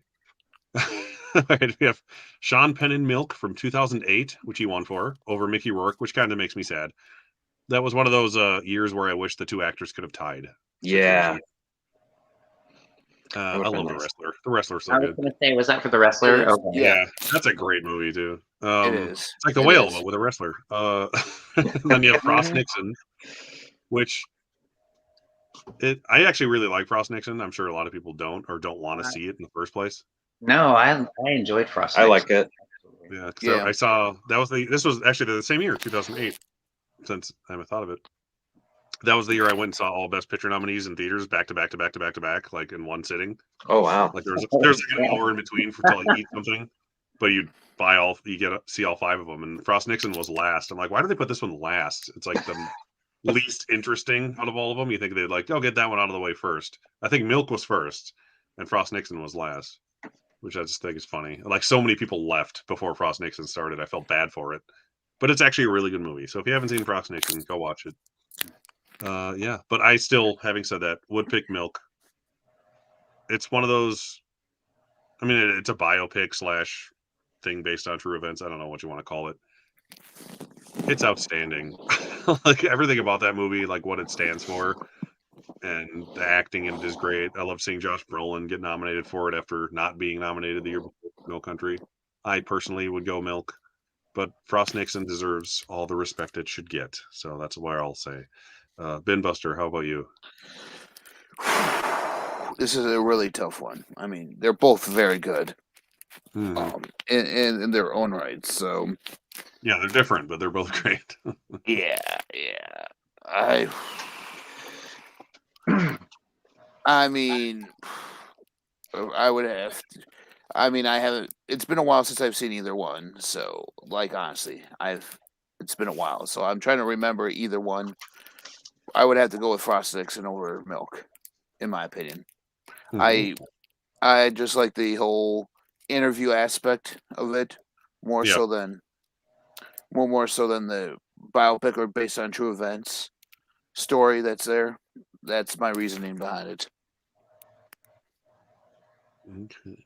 And I agree with Mike Snow that Frost Nixon that Frank Langella should have won. He was great. Well, I always said Mickey Rourke, but Frank Langella is great too. Yeah. He was one of those actors who was just nice to see finally get nominated, Frank Langella. Yeah. For that movie. Hang out, where are you at? I think between these two, I like Milk. I think Sean Penn is great in it. I still would have gone Mickey Rourke there. But between these two films, Frost Nixon was actually my favorite of that year. It was kind of like between that and Slumdog. I was kind of back and forth between them, and I think at the time I liked Frost Nixon more. And I still really like it today. I like that it's done in a documentary style, like a mockumentary, except for, without like the humor portion. Because you do have those, like the talking heads with Sam Rockwell and gosh, I can't think. Yeah, Oliver Platt. Yeah, which I thought was really cool. I was like, wow, that would probably be the first time a Best Picture would ever have that. And I thought that was kind of a cool aspect. But yeah, I know this has been said a million times, but it is an interview, but it is very much like a boxing match. And one person does better one day, the other one does better the other day, and they're kind of going back and forth. And I find it, even though it is just an interview, I find it really exciting. So yeah, Frost Nixon is kind of winner for me. Nice. Yes. All right. Well, I love both of these movies. Absolutely. For both reasons that have been said. The back and forth of the interviews is fantastic. Martin Sheen, Frank Langella, great performances. Milk. I love this, being a member of the community, for what it is, like showcasing history as well, in this community, and I don't know, and for it to be nominated for a Best Picture, great. I don't know. But that being said, is it the better of the two movies?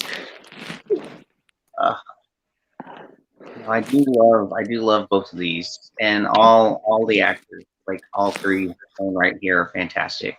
And then I'm gonna go Frost Nixon. Oh, good. Yeah, that's like the one that like never gets talked about too. So I'm actually like happy everyone's talking about it. Being I really enjoyed really that. good movie. I love that. I really It's super intense for just being two old guys talking. Yeah. For 2 hours. It's like, how is this good? It shouldn't be this good. Well, not that it matters, but Ben, bring that. Frost Nixon is one I have to watch still. But hearing you guys talk about it, I'm definitely moving it up on my list of things I need to watch. So I'm gonna check that one out. So by default, I gotta go Milk, but I did watch Milk very recently, and I really enjoyed it. I love Sean Penn in that movie, and I really liked that movie a lot. So I'm going Milk.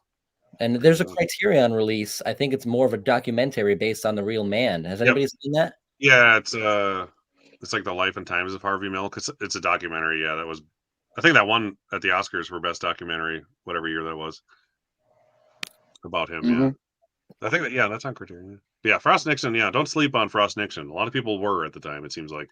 Yeah, it got nominated, so apparently enough people watched it. Was it Ron Howard fatigue? I don't know. I mean, that was like easily one of his better movies, I'd say. Yeah, that's probably the last movie of his I've seen that I'm like, wow, that's really good. It's like I've always been interested in like Watergate and stuff like that and all that whole thing, but then I don't laugh at me, but the movie when Dick came out with Kirsten Dunst and Michelle Williams, that kind of kicked it in again, and it's always been in the back of my mind. So when Frost Nixon came out, I was like, interviews with Nixon, and Let It Be, oh my God, that's great drama, great. So. That's funny. God, I haven't watched Dick since it came out on video. I just remember it was Will Ferrell and Bruce McCullough playing the reporters from. Woodward and Bernstein. Yeah. Before like Will Ferrell was somebody. All right, here we have the other 2008 Best Picture nominee, Benjamin Button, by David Fincher, which I personally love. It's like Forrest Gump in reversed. And Michael Clayton from, I want to say 2007. George Clooney and Tilda Swinton won supporting actors for it. Solid movie, good, not quite crime drama, espionage-y thing. I don't know how you describe it. It's interesting. Tilda Swinton movies, both of them. Yeah, that's right. She is in that too. Good point. She's in everything though, right? Yeah. How about you, Pierre? Where are you at these? I actually don't like either one of these movies, so I don't know what to do. I think I'm gonna I don't like it, but I'm going to pick Michael Clayton because my copy, I met Tilda Swinton and she signed it for me. So that's why. Fair enough. That's it. I don't like either one. Fish, how about you? That's crazy because I'm indifferent about both of these movies too. I've seen them both. I like them both. Both of them are well, kind of slow watches. So I don't know. Man, I think I did enjoy Michael Clayton a little more than Benjamin Button. So yeah, I'll go Michael Clayton on this. Vin, how about you? I'll go Ben Button just because it's such an original premise and such an original story. It's such a weird story, borderline sci-fi, honestly. But Yeah. I'm gonna go Ben Button. Bin Buster. I'm indifferent on it, like the other, like Fish and Derek said. So, yeah. Have you seen them both at least? Just out of Yeah, curiosity? I have. Okay. I have, and I'm indifferent on both of them. Wow. Yeah. So, but I mean, if I had to pick one, I would go with Michael Clayton. Really? Oh, fuck me then. I love Benjamin Button. I guess I'm the only one who actually likes either one of these movies. Fincher's worst. I mean, well, Alien 3 exists, but yes. He doesn't claim that one, though. And I like Alien 3. I love Benjamin Button. I mean, it's not my favorite one of his movies, but I personally really, really, really like it, and I'm surprised it lost to Michael Clayton, honestly. Yeah, Michael Clayton's it's a drama. Benjamin Button's at least interesting and has really good visuals to it, so it's a more appealing to watch movie to me. But whatever. We'll go on Michael Clayton, I guess. All right, Beautiful Mind. The one that did surprisingly well during the Best Picture Winners tournament or whatever it was, versus Mystic River, the movie that made me realize Clint Eastwood made movies because I was too young to know. Vin, let's start with you. This is actually the toughest one so far since we switched over to the second half. I like both of these a lot, and I feel like A Beautiful Mind is never ever talked about. Like nobody talks about A Beautiful Mind when they talk about Russell Crowe films, but I really, really enjoy Mystic River. I love Sean Penn in it. I love Tim Robbins, and I feel like I'm leaning Mystic River. I'm gonna go Mystic River. Nice. Fish, we'll go backwards. How about you? Okay, yeah, no, I love both of these movies as well. Beautiful Mind, I think he should have won for, as opposed to Gladiator, which he won for the year before. Yeah. So, oh man, and then Jennifer Connelly is fantastic in that movie. She deserved that Oscar as well. I do love a good drama mystery. Man. Okay, man. I'm gonna go Beautiful Mind. I really love that story, the love aspect, and the whole thing. Yeah, and I'm a huge math geek, so yeah. Well, that would do it right there. Yeah. Pure hangout. How about you? With A Beautiful Mind, I think I like parts of it much more strongly than I like Mystic River, and I think Mystic River is the better movie as a whole. But I don't know, the score in A Beautiful Mind is one of my favorite scores. And I a lot of this stuff I didn't catch until I watched. It was either like behind the scenes or commentary for A Beautiful Mind.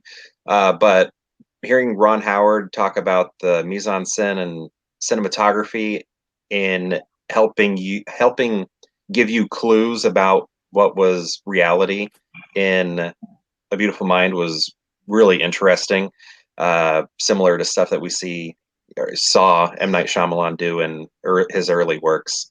Yeah. So I don't know. I feel like even though I think Mystic River is the better film as a whole, the parts or individual parts of A Beautiful Mind stand out to me and are very impressive. And I think I'm going to go with that. Just, yeah, I don't know. I like those little parts. You like parts of a movie better than a whole movie. You got it. Yeah, they stand out more. I like this comment. Sorry. A Beautiful Mind was written by the guy who wrote Batman and Robin. Just saying. I love Batman and Robin, so I don't know what that says about me. And then Huck here, you got to support his fellow redhead, Ron Howard. What he is. Ben Buster, how about you? Oh, I mean, both good movies. So I'm opposite of what I was with Benjamin Button and Michael Caine. I've seen them both. I like them both. But like I agree with everything that's been said about both, and I mean, A Beautiful Mind to me is the movie that Russell Crowe should have won for. I know that was already said as well too. I mean, I'll go Mystic River. Okay. Oh, down to me. Glad this happened because I like both. Yeah, I like both of these. I loved one of them the first time I saw it, and I've loved it ever since. The first time I saw one of them, I hated it until about 2/3 of the way through it, until it made sense, and I was like, "Oh, okay." And then the next time I watched it, I was like, "Okay, now I really like it." And that one's Beautiful Mind. But because it's like until like the twist where you find out what's going on in Beautiful Mind happened, I'm like, this movie's lame. I don't care about There are anything happening in this movie.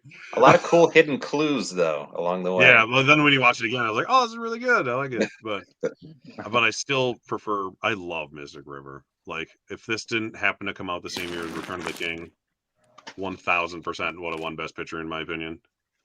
So I'm gonna go Mystic River because you got to give Clint some love, and that's my favorite Clint Eastwood movie that I've seen. I would say that. Ooh. You got The Hours, the third and final John C. Reilly supporting role movie from 2002, with these lovely, awesome ladies. And Lord of the Rings Fellowship of the Ring. Yeah, I've seen The Hours. Yeah, I wasn't too big on it. So I guess my lazy, I've only seen it once, but I love Lord of the Rings vote would be for Lord of the Rings. So I'll just say that. How about you, Ben Buster? Lord of the Rings. Okay. Hands down, Lord of the Rings. The Hours, I think, is a really good film. It's very sad, kind of tough to get through. Could be a day ruiner for some people. Has a beautiful score, and I do really like it. Gosh, I'm looking at her right now. Why can't I think of her name? The woman in the middle. Moore? Yeah, thank you. Julianne Moore kind of has something similar in her. I don't know. I think she is wonderful in it. She kind of reminds me of Kate Winslet in Revolutionary Road. A lot of similarities there.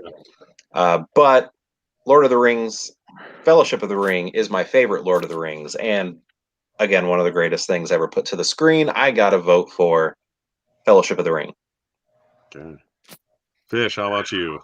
I actually have not seen The Hours, although I do love all those actresses. I need to Right. check it out. So by default, I'm going Lord of the Rings.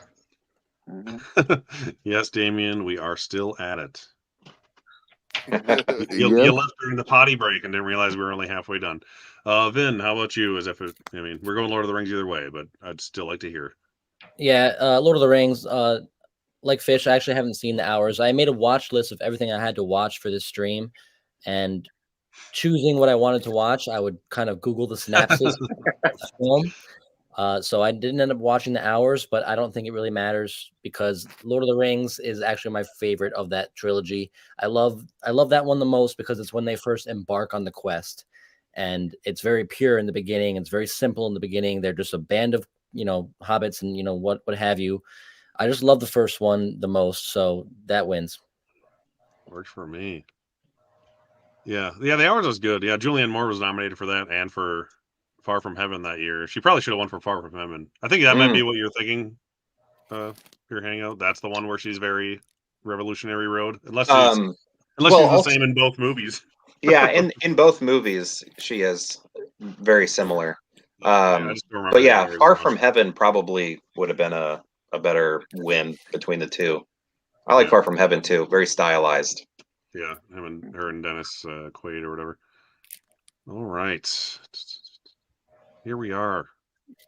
No Country for Old Men versus Lord of the Rings, The Two Towers. I know what I'm voting for, so I'm going to start with Pure Hangout. Between these two, I think so. Of the three Lord of the Rings films, this one is my least favorite. But that's not me saying it's a bad movie. Again, still one of the greatest. But I sort of also feel like, again, when I'm looking at what does Best Picture mean, I have a tough time like imagining. I think this would have been awful if only this Lord of the Rings movie won Best Picture.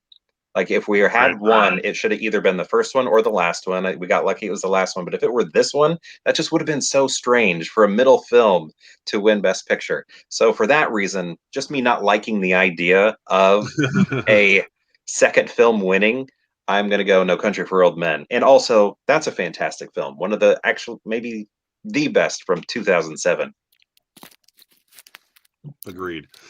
Fish, how about you? I was gonna say, wow, no love for the Jan, no middle child love. Oh dang.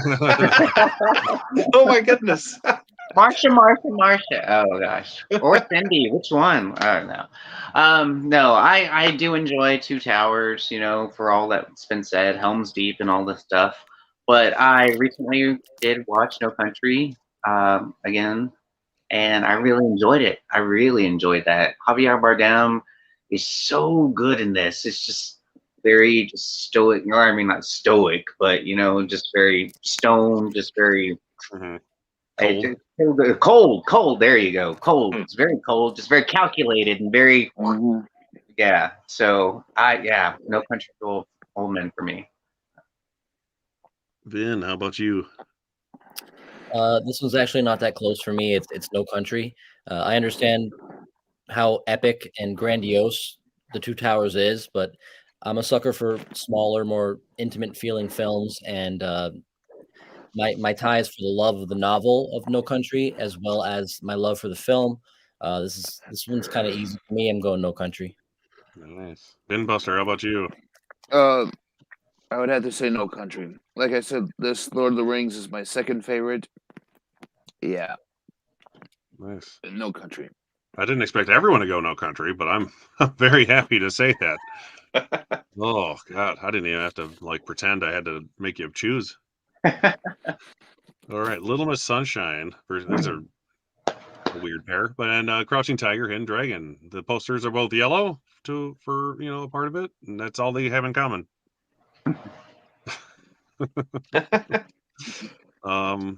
I mean, I by default kind of have to go Little Miss Sunshine just because I don't remember much of and never really was super interested in Crouching Tiger, Hidden Dragon, and I can rewatch Little Miss Sunshine at least once a year and be fine with it. So I would go Little Miss Sunshine. How about you, Ben Buster? I would have to go Little Miss Sunshine over Crouching Tiger. Nice. I want to watch that, Damien. You took your idea from my short film I wrote about a guy bashing someone else's head in with a hammer, didn't you? No one else has thought of that before. Pure Hangout. I love the idea of, again, a Crouching Tiger, Hidden Dragon, a martial arts genre film being nominated. I think that's fantastic. But between the two, personally, I see Little Miss Sunshine as being the one I will continue to watch more, even having now seen Crouching Tiger and liking it, but still not getting the full hype that existed when it came out. So yeah, Little Miss Sunshine. Fish. Recently watched both of these. For rewatches, I did enjoy Little Miss Sunshine more. Everybody's performances in it was amazing, fantastic. Such a good little film. A little family movie, somewhat. But yeah, so Little Miss Sunshine. Works for me. Then.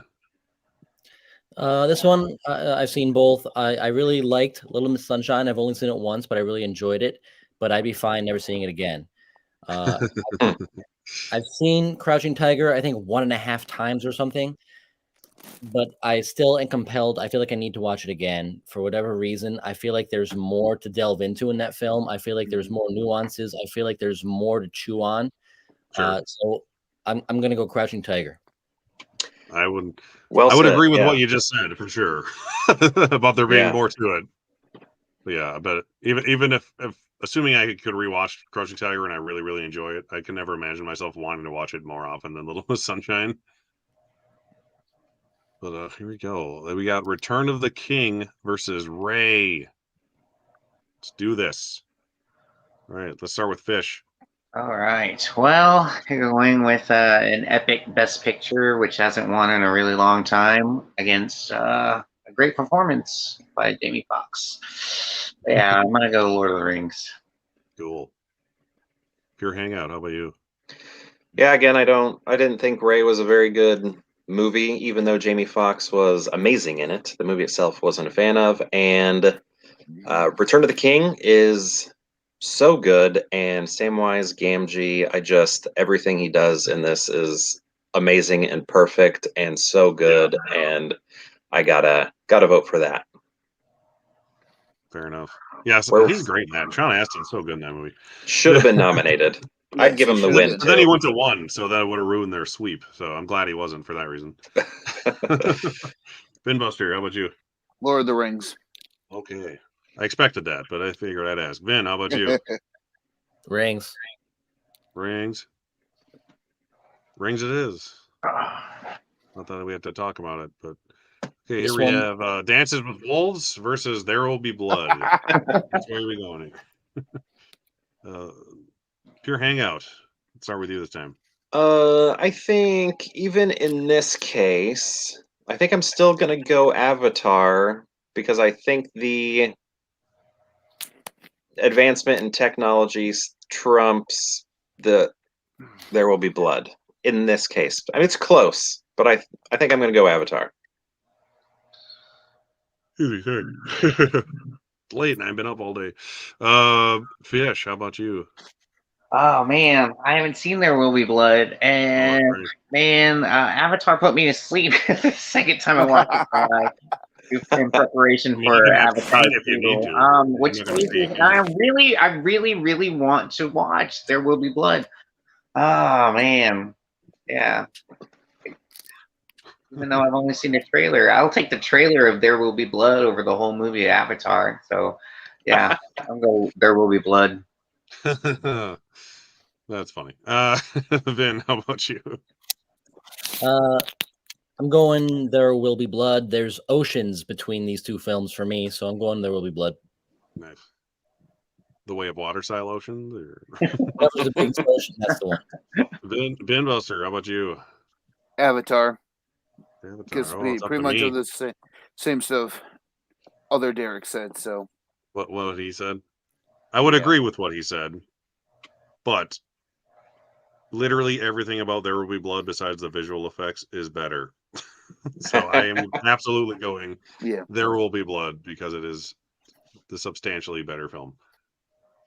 I like Avatar. Okay, it's fine, but yeah, There Will Be Blood. Yeah, I'm thinking of the leap forward. Yeah, but then what else even used that besides Avatar 2? Like honestly, it's okay. It's like, oh, we Right. got some good Marvel movies out of it, I guess. And True. Planet of the Apes prequels we didn't ask for. But they're very good. They're very good. They're better than they should be. That's for sure. Yeah. My friend worked on one of them. Nice. He worked for Weta for like 3 months. That's a good brag. Yeah. I just brag about cool things he did because I haven't done anything worthwhile. So we got Aviator and District 9. Oh, this sucks. Things I Yeah. both really like. All right. Let's start with Vin on this one, since you seem to like both of them. I do really like them both, but this one's not that close as Aviator. Works for me. Let's do Ben Buster next. Let's go crazy. See if I can remember. Let's see if I can remember who I asked. oh, tough one. I'll have to go Aviator. Right. Fish. Yeah, Aviator. Same. Yeah, love that movie. Mr. Hangout. I love the uniqueness of District 9. And normally I would go that way with a lot of sci-fi movies because of, just genre love, but I think I have to go Aviator. I've watched it so many times and it's grown on me so much since my first viewing. Nice.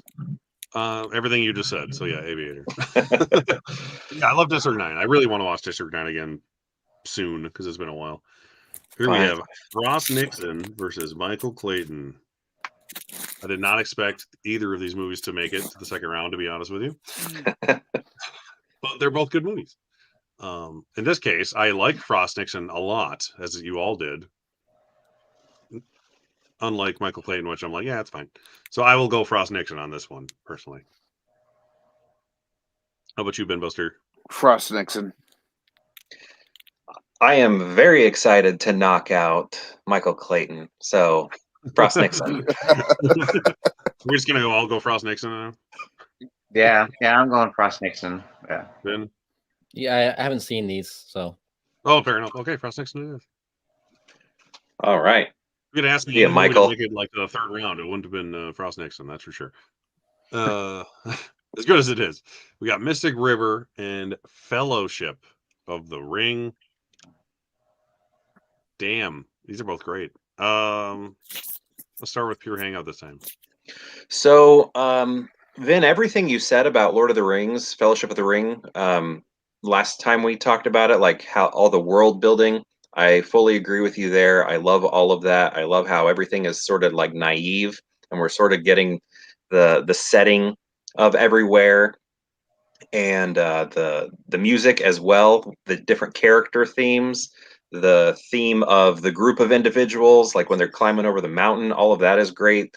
The themes of the different locations, the music is so good in Lord of the Rings. I think, and again, this one's my favorite, so I have to go Fellowship of the Ring over Mystic River. I like Mystic River a lot, though, even though I haven't voted for it yet. Fish, how about you?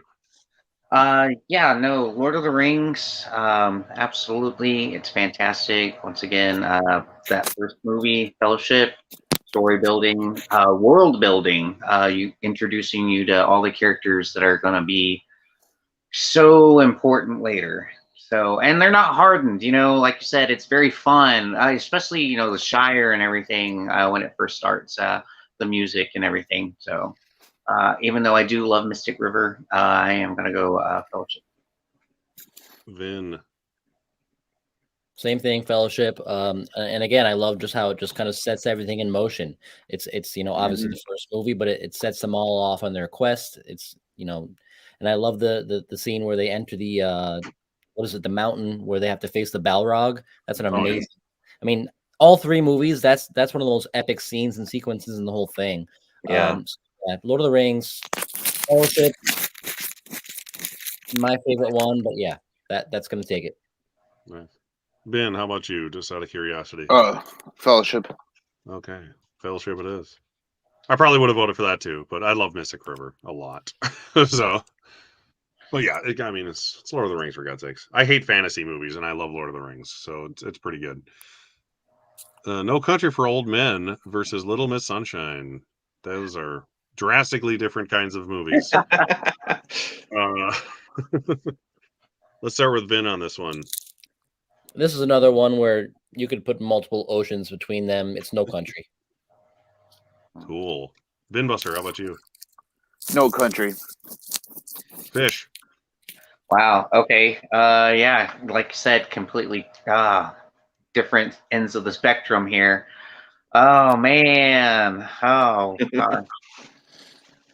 Oh man. You know what? I'm gonna go Little Miss Sunshine. I do enjoy that one a lot. Alan Arkin is amazing in that. And interaction with Abigail Breslin.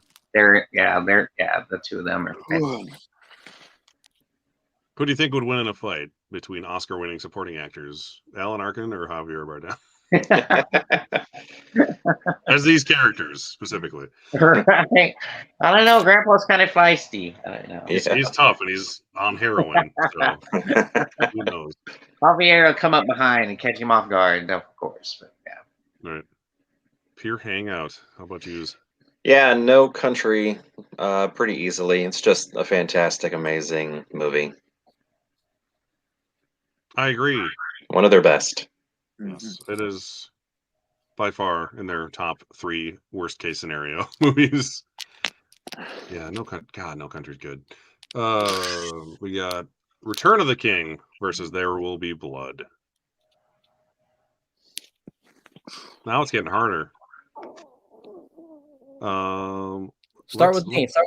I was going to actually. Yeah, Ben. I feel like this is the end of the road. That's why I wanted you to start with me. But this one's not even close for me. That's how much I love There Will Be Blood. Everything Nice. about that film. I respect Lord of the Rings, Return of the King, but it is actually my least favorite from the trilogy.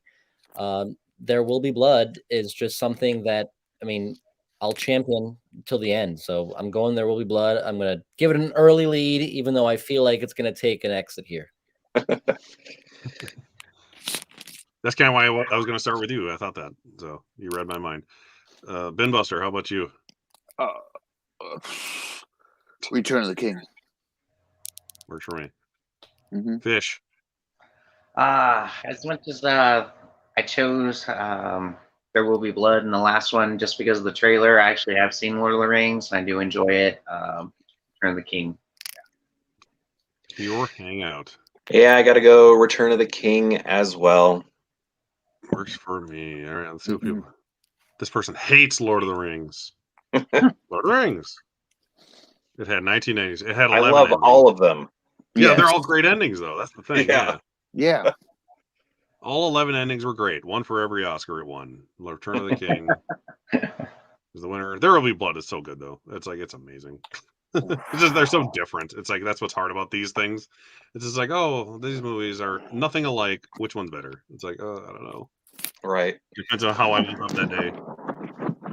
Okay, the movie I didn't think would make it this far, Frost Nixon, versus the movie I'm surprised everyone likes as much as I do, The Aviator. Seriously, nobody likes it. Like, anytime a Scorsese movie comes out, everyone's like shitting on The Aviator for some reason. I'm like, have you seen it? Yeah. That's amazing. That's crazy. It's just But not it's- violent enough, I guess. I think. Yeah. is what but it it's is. like There's no you monsters said. in it and stuff, and it looks pretty. I don't think it doesn't have It's Robert like you De said, Niro. Derek. It's outside of his realm of normalcy, so Yeah. that's why people don't like it. And it's probably my favorite movie of his that isn't. I don't know. It's up there. It's hard for me to say which one's my favorite, honestly, because I like this movie so much. Having said that, I'll just keep going. I definitely love The Aviator more than I like Frost Nixon. Frost Nixon is great, and if you haven't seen it, you should.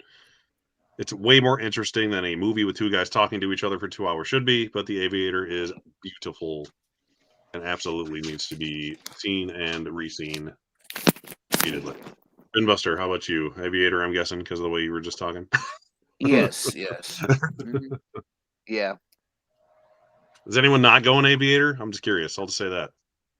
You're going Frost Nixon for your hangout? Yeah, it's very tough. This is a very difficult one, but I think I am going to go Frost Nixon. Even though I've seen Aviator many more times, I don't know. I really like how surprising Frost Nixon is when it comes to two people sitting, yet it feels like a boxing match. Yeah.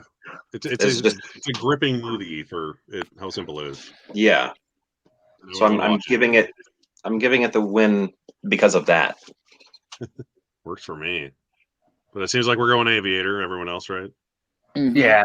Okay. As much as I love Frost Nixon, absolutely, yeah, I'm gonna go here. Okay, here we are. This is the matchup I feared. No Country for Old Men versus Return of the King. I'm just going to start off by saying I love both of these movies, and they're both in my all-time favorite movies. But like I said, I always consider Lord of the Rings one movie. So this is really just the end of one great movie. Because No Country for Old Men is quite possibly my favorite movie of all time. So I'm going No Country for Old Men. I love it so much. Derek, you got to read the book. Then you got to read the book. I hate reading. I'll just read the subtitles. Audiobook, Audible. There you go. I like the Coen Brothers. I don't like books. It's the difference. Vin, let's go to you then. Since you like reading books, you would love the book. I can't even see half the time so that's why I can't even read. It's sad. Vin, what do you think between these two? Country. Fish. Yeah, I'm gonna go No Country for Old Men. I enjoyed that with that recent watch. This is making me so happy right now. For your hangout. So even though I love Lord of the Rings, I have nothing wrong with No Country for Old Men. I think it's perfect. There's nothing wrong with it. But Lord of the Rings, Return of the King, that one, the Green Army, even in the extended scene, happens a little too quick for me, and I find that to be a flaw in the movie. So I see a flaw in Return of the King, but zero flaws in No Country. So that's why that one wins for me. It is perfect. Pretty much the only argument you can make about No Country is like there's no ending, but that's only because people are stupid and they don't like ambiguous endings. Buster, how about you?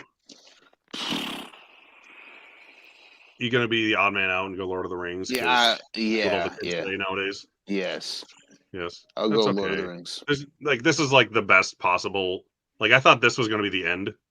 Yeah. 2 brackets. Like if I was gonna pick 2 out of this decade, it would have been these 2 to be the end. And I still would have picked No Country, obviously. So we're gonna go No Country. Okay, we have Aviator and Fellowship of the Ring. Fellowship of the Ring. Wow. Yeah. I'm gonna start with Fish on this one. Okay. Man. Okay. Yeah. I love biopics. They're some of my favorites, especially when I've never done research on someone and I find out stuff. Like the OCD and the mental illness of it all is fantastic. Leonardo DiCaprio did an amazing job as Howard Hughes. Then there's Lord of the Rings, beginning of a story. Oh, as Derek would say, the beginning of one movie. Yeah, I'm gonna go Aviator on this one. Nice. Vin, how about you? Jeez, I knew I was next, but this is probably the toughest one so far tonight for me. I absolutely love The Aviator, as you guys know so far. I mean, I've championed it on my channel forever. It's probably my favorite Scorsese. Jeez. But as far as like fantasy films or things in that genre, the other one, Fellowship, is my favorite. I don't want to waste everybody's time here. This is tough. So forgive me for taking a second here. Yeah, take your time. Hey, Wait, right? It should get harder as it's it like goes. choosing children. It's hard. Yeah, you don't want to do it. I guess the best way to decide in moments like this is say, hey, put a movie in right now and you have to stay awake and watch it, and that's it. What are you going to pick? Well, they're both exactly the same length, so that's a tough. More or less, within a couple minutes at least. Mm-hmm. Shit. Do you want to watch the 2 hour and 50-minute long movie or the 2 hour and 58-minute long movie? Let's put both of them in now and then decide after. Movie length, by the way. No one knew I'm gonna go Aviator. Ooh, spicy. I like this. Pure Hangout. Let's bop to you. This time I am going Lord of the Rings, Fellowship of the Ring. Again, the ambition, not only the ambition, and the leap forward when it comes to artistry in cinema, but it's also a great, fantastic story too. So even though it's incomplete, we don't have it all here, I'm going to go ahead and pick Lord of the Rings over Aviator. Dan Buster. Lord of the Rings. Oh.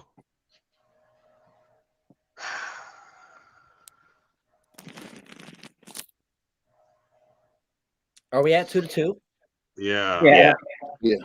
Oh, Derek, you poor bastard. Should I? I know, right? I'm like, I kind of want to end it with me because I think this is where it's going, and I want to be spicy about it. Yeah, I want to go against the grain. Go with your truth, though. I just noticed this in the comments. Yeah, Damien, I love No Country for Old Men, but Zodiac is my second favorite movie from 2007. So I agree with how amazing Zodiac is. Yeah, Zodiac's great. That is David Fincher's best movie, for sure. And no one saw it in theaters, sadly. My wife did. She's the one. Yep, the one person. It came out in March. It came out in if it came out in like October or November, it probably would have been up for like all the awards. Yeah. It came out like the stupidest time of the year where no one gave a shit. And that's my wife's favorite movie. If it helps you in any sense, it's one of my favorite movies. Yeah, if that was on here, it'd be still going. Let's put it that way. Yeah. As far as the Aviator, though, as well, I meant to mention it. As far as period pieces go, that's also an amazing period piece film, The Aviator. Oh yeah, costumes, the cars, everything. I love the old Hollywood of it all. Yeah. Like I said earlier, it'll come when I'm torn as equally as I am now. I the whole like, yeah, Lord of the Rings is only part of a movie thing, which is kind of what I brought up anyways, is conflicting. But I'll take it down to the old Oscarology of it. And I'm Ooh, pretty damn sure loader. Aviator won 5 Academy Awards and should have won Best Picture and Director, in my opinion, and potentially actor.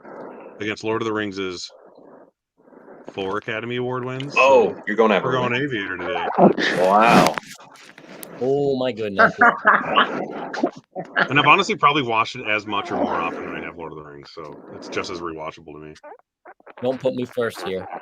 No Country for Old Men. See, like, here's one where it's easy for me. I'm going to go No Country. That's how much more I like this movie than most movies. As much I like Aviator that a little bit more than Lord of the Rings, kind of, not really. But No Country, I'd definitely like more than the Aviator, so I'm going No Country. Ben Buster, how about you? Aviator. All right. Pure Hangout. Let's just go down the line here. Even though I don't have a problem with Leo in the role anymore, I did during the first watch, so I guess I'm going to go No Country because that's never disappointed me in any way. Exactly. It's perfect. Perfect in everything. Perfect in every way, just like Mary Poppins. Fish, how about you? Oh man. I've watched Aviator so many times, and I've only watched No Country twice, and one of them was recently, and it was amazing. It was great. Oh gosh, I don't know. I'm gonna go. You're gonna put me I'm gonna go Aviator on this one. I'm gonna go You're gonna Aviator. put me at I do enjoy it. I've watched it more. I enjoy it more. Yeah, I just like the time and the feel, and yeah. I've seen it more too between these two. I probably watch them I about the same. just love the old Hollywood of it. That's one of my favorite times is old Hollywood. So Yeah. The production value, design of it is amazing. Yeah. Yeah. Sure. All right. Then your favorite. You get to break the tie this time. You know, this one is tough, but it's not as tough as last time. I chose a couple minutes ago, but I got to go No Country, and I got to go No Country because again, at the end of the day, my favorite films are films that are small, intimate stories, and the way No Country just follows him as he's trying to get away with that money, I adore it. And as much as I love The Aviator, I got to go No Country. All right. No Country it is. I'm okay with that. To my liking. Here it is. This is it. Wait. We have No Country for Old Men, the movie I named my son after because I love him so dearly. Versus what used to be my favorite Quentin Tarantino movie until Django Unchained came out. Derek, what'd you name your son? His name's Roderick. Okay. My youngest son's name is Anton. Nice. Oh, I like it. Yeah.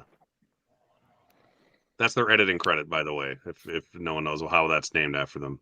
Their editing credit is Roderick Janes. Because it's both Coen brothers pretending to be like another person. Right. Also, it sounds cool and it's Scottish. Yeah, I don't want to start this. I mean, I kind of do, but I don't. I'll start it. Yeah, you go. That sounds good. So I'm a Tarantino lover. For a while, Bastards was top 3 for me. Upon rewatching a lot of his filmography, it's dropped a little bit. I would probably put it somewhere around 5 or 6, 4 in that range, that mid range. So I'm going No Country. Alrighty then. Ben Buster.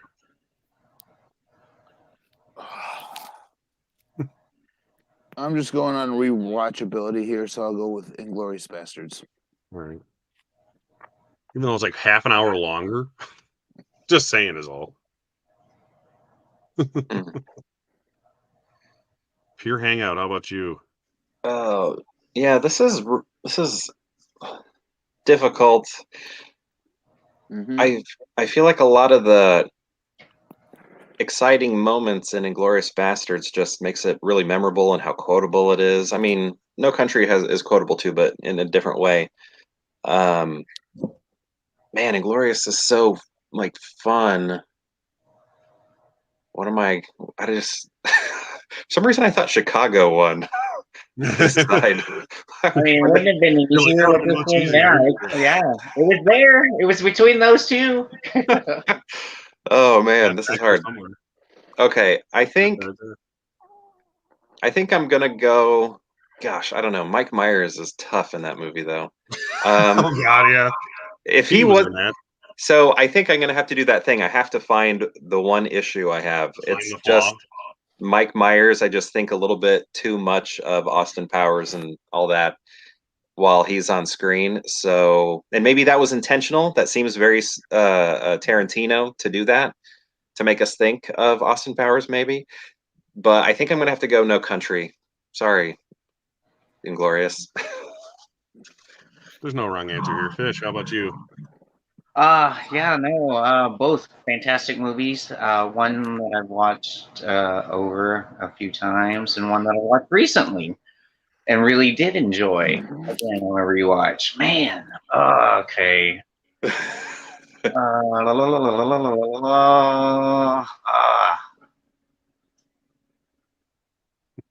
Yeah, okay, yeah, I'm gonna go Inglourious Bastards. I'm gonna go. As I'm rolling the movie through my head, I'm like, yeah, that scene. Yeah.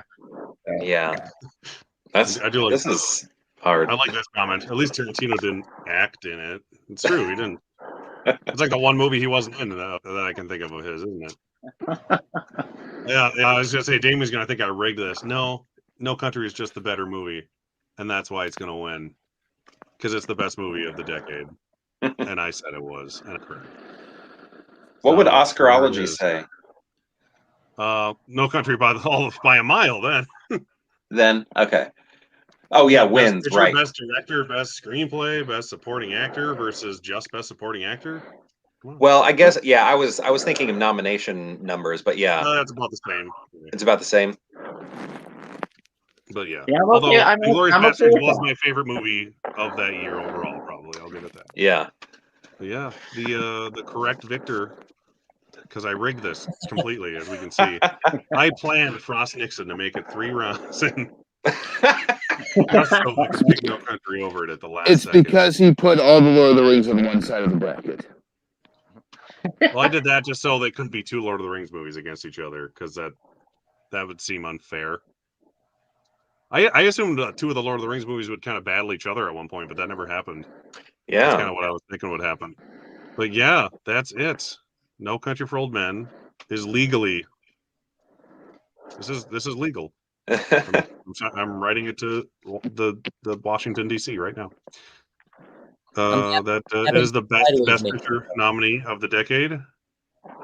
And Holland, my best friend now, wanted it to win, but he didn't expect Inglourious to get this far. Yeah, I remember we did our SAG one. Chicago And, win SAG? No, it was American Beauty one. Oh, Yeah. it won? Yeah. You Oh were there. gosh. I know, but for You some were reason I there. was thinking Chicago. You guys all love No, that was Chicago there. so much, so it's in my head, I guess. And yeah, Inglourious Bastards was like the second or third one out of that one. Because I'm like, that was a cool win. Like, I would never expect SAG to go for a movie like that, but I mean, it makes sense kind of in hindsight. Yeah. But that's it. I don't know. Which country should we do? Which country? Which. I've been reading the posters too much. Which decade should we do next? I'm just wondering. I was thinking the 80s. I would do the 2010s as is, but then there's like 100 movies to do. Yeah. Maybe More give like a buffer. more like I'm 90s. not up on all those. But, Now the 80s, 70s, like the thing is, I've seen 70s pretty would much be all of a them, so it'd be a good one to do. But it's like, oh, that'd be a long one, and this is already like 3.5 hours long. right. Because it went a little longer than last time because there was 5 more movies. Right. Plus, these movies were harder to pick from, in my opinion, because I've seen them all, so it was harder to shoot through them. Like in the '90s, I hadn't seen some of them. But yeah, thanks for coming. That was it. I just like doing this. It's fun. I'll let you all say goodbye. Goodies. Buster, what do you got to promo, Ben Buster, besides your video you just Yeah, did? besides my video, I'm on Saturday going to be on Mega Mike's stream on found footage movies. So Oh, nice. you get there and see what 5 I pick. So Nice. Found footage movies, you said? yes. Nice. I personally hate found footage movies for some reason. I've never really gotten into them. It's just not the genre I get into. Except for apparently District 9, which is a found footage movie. That's the only one I like, I guess. That and Man Bites Dog, which neither of them are found footage movies, really. Pure Hangout. What do you got? Anything special planned coming up? No. I mean, other than my daily. Other than Look, my I don't daily, expect you to, but you can say it if you have anything.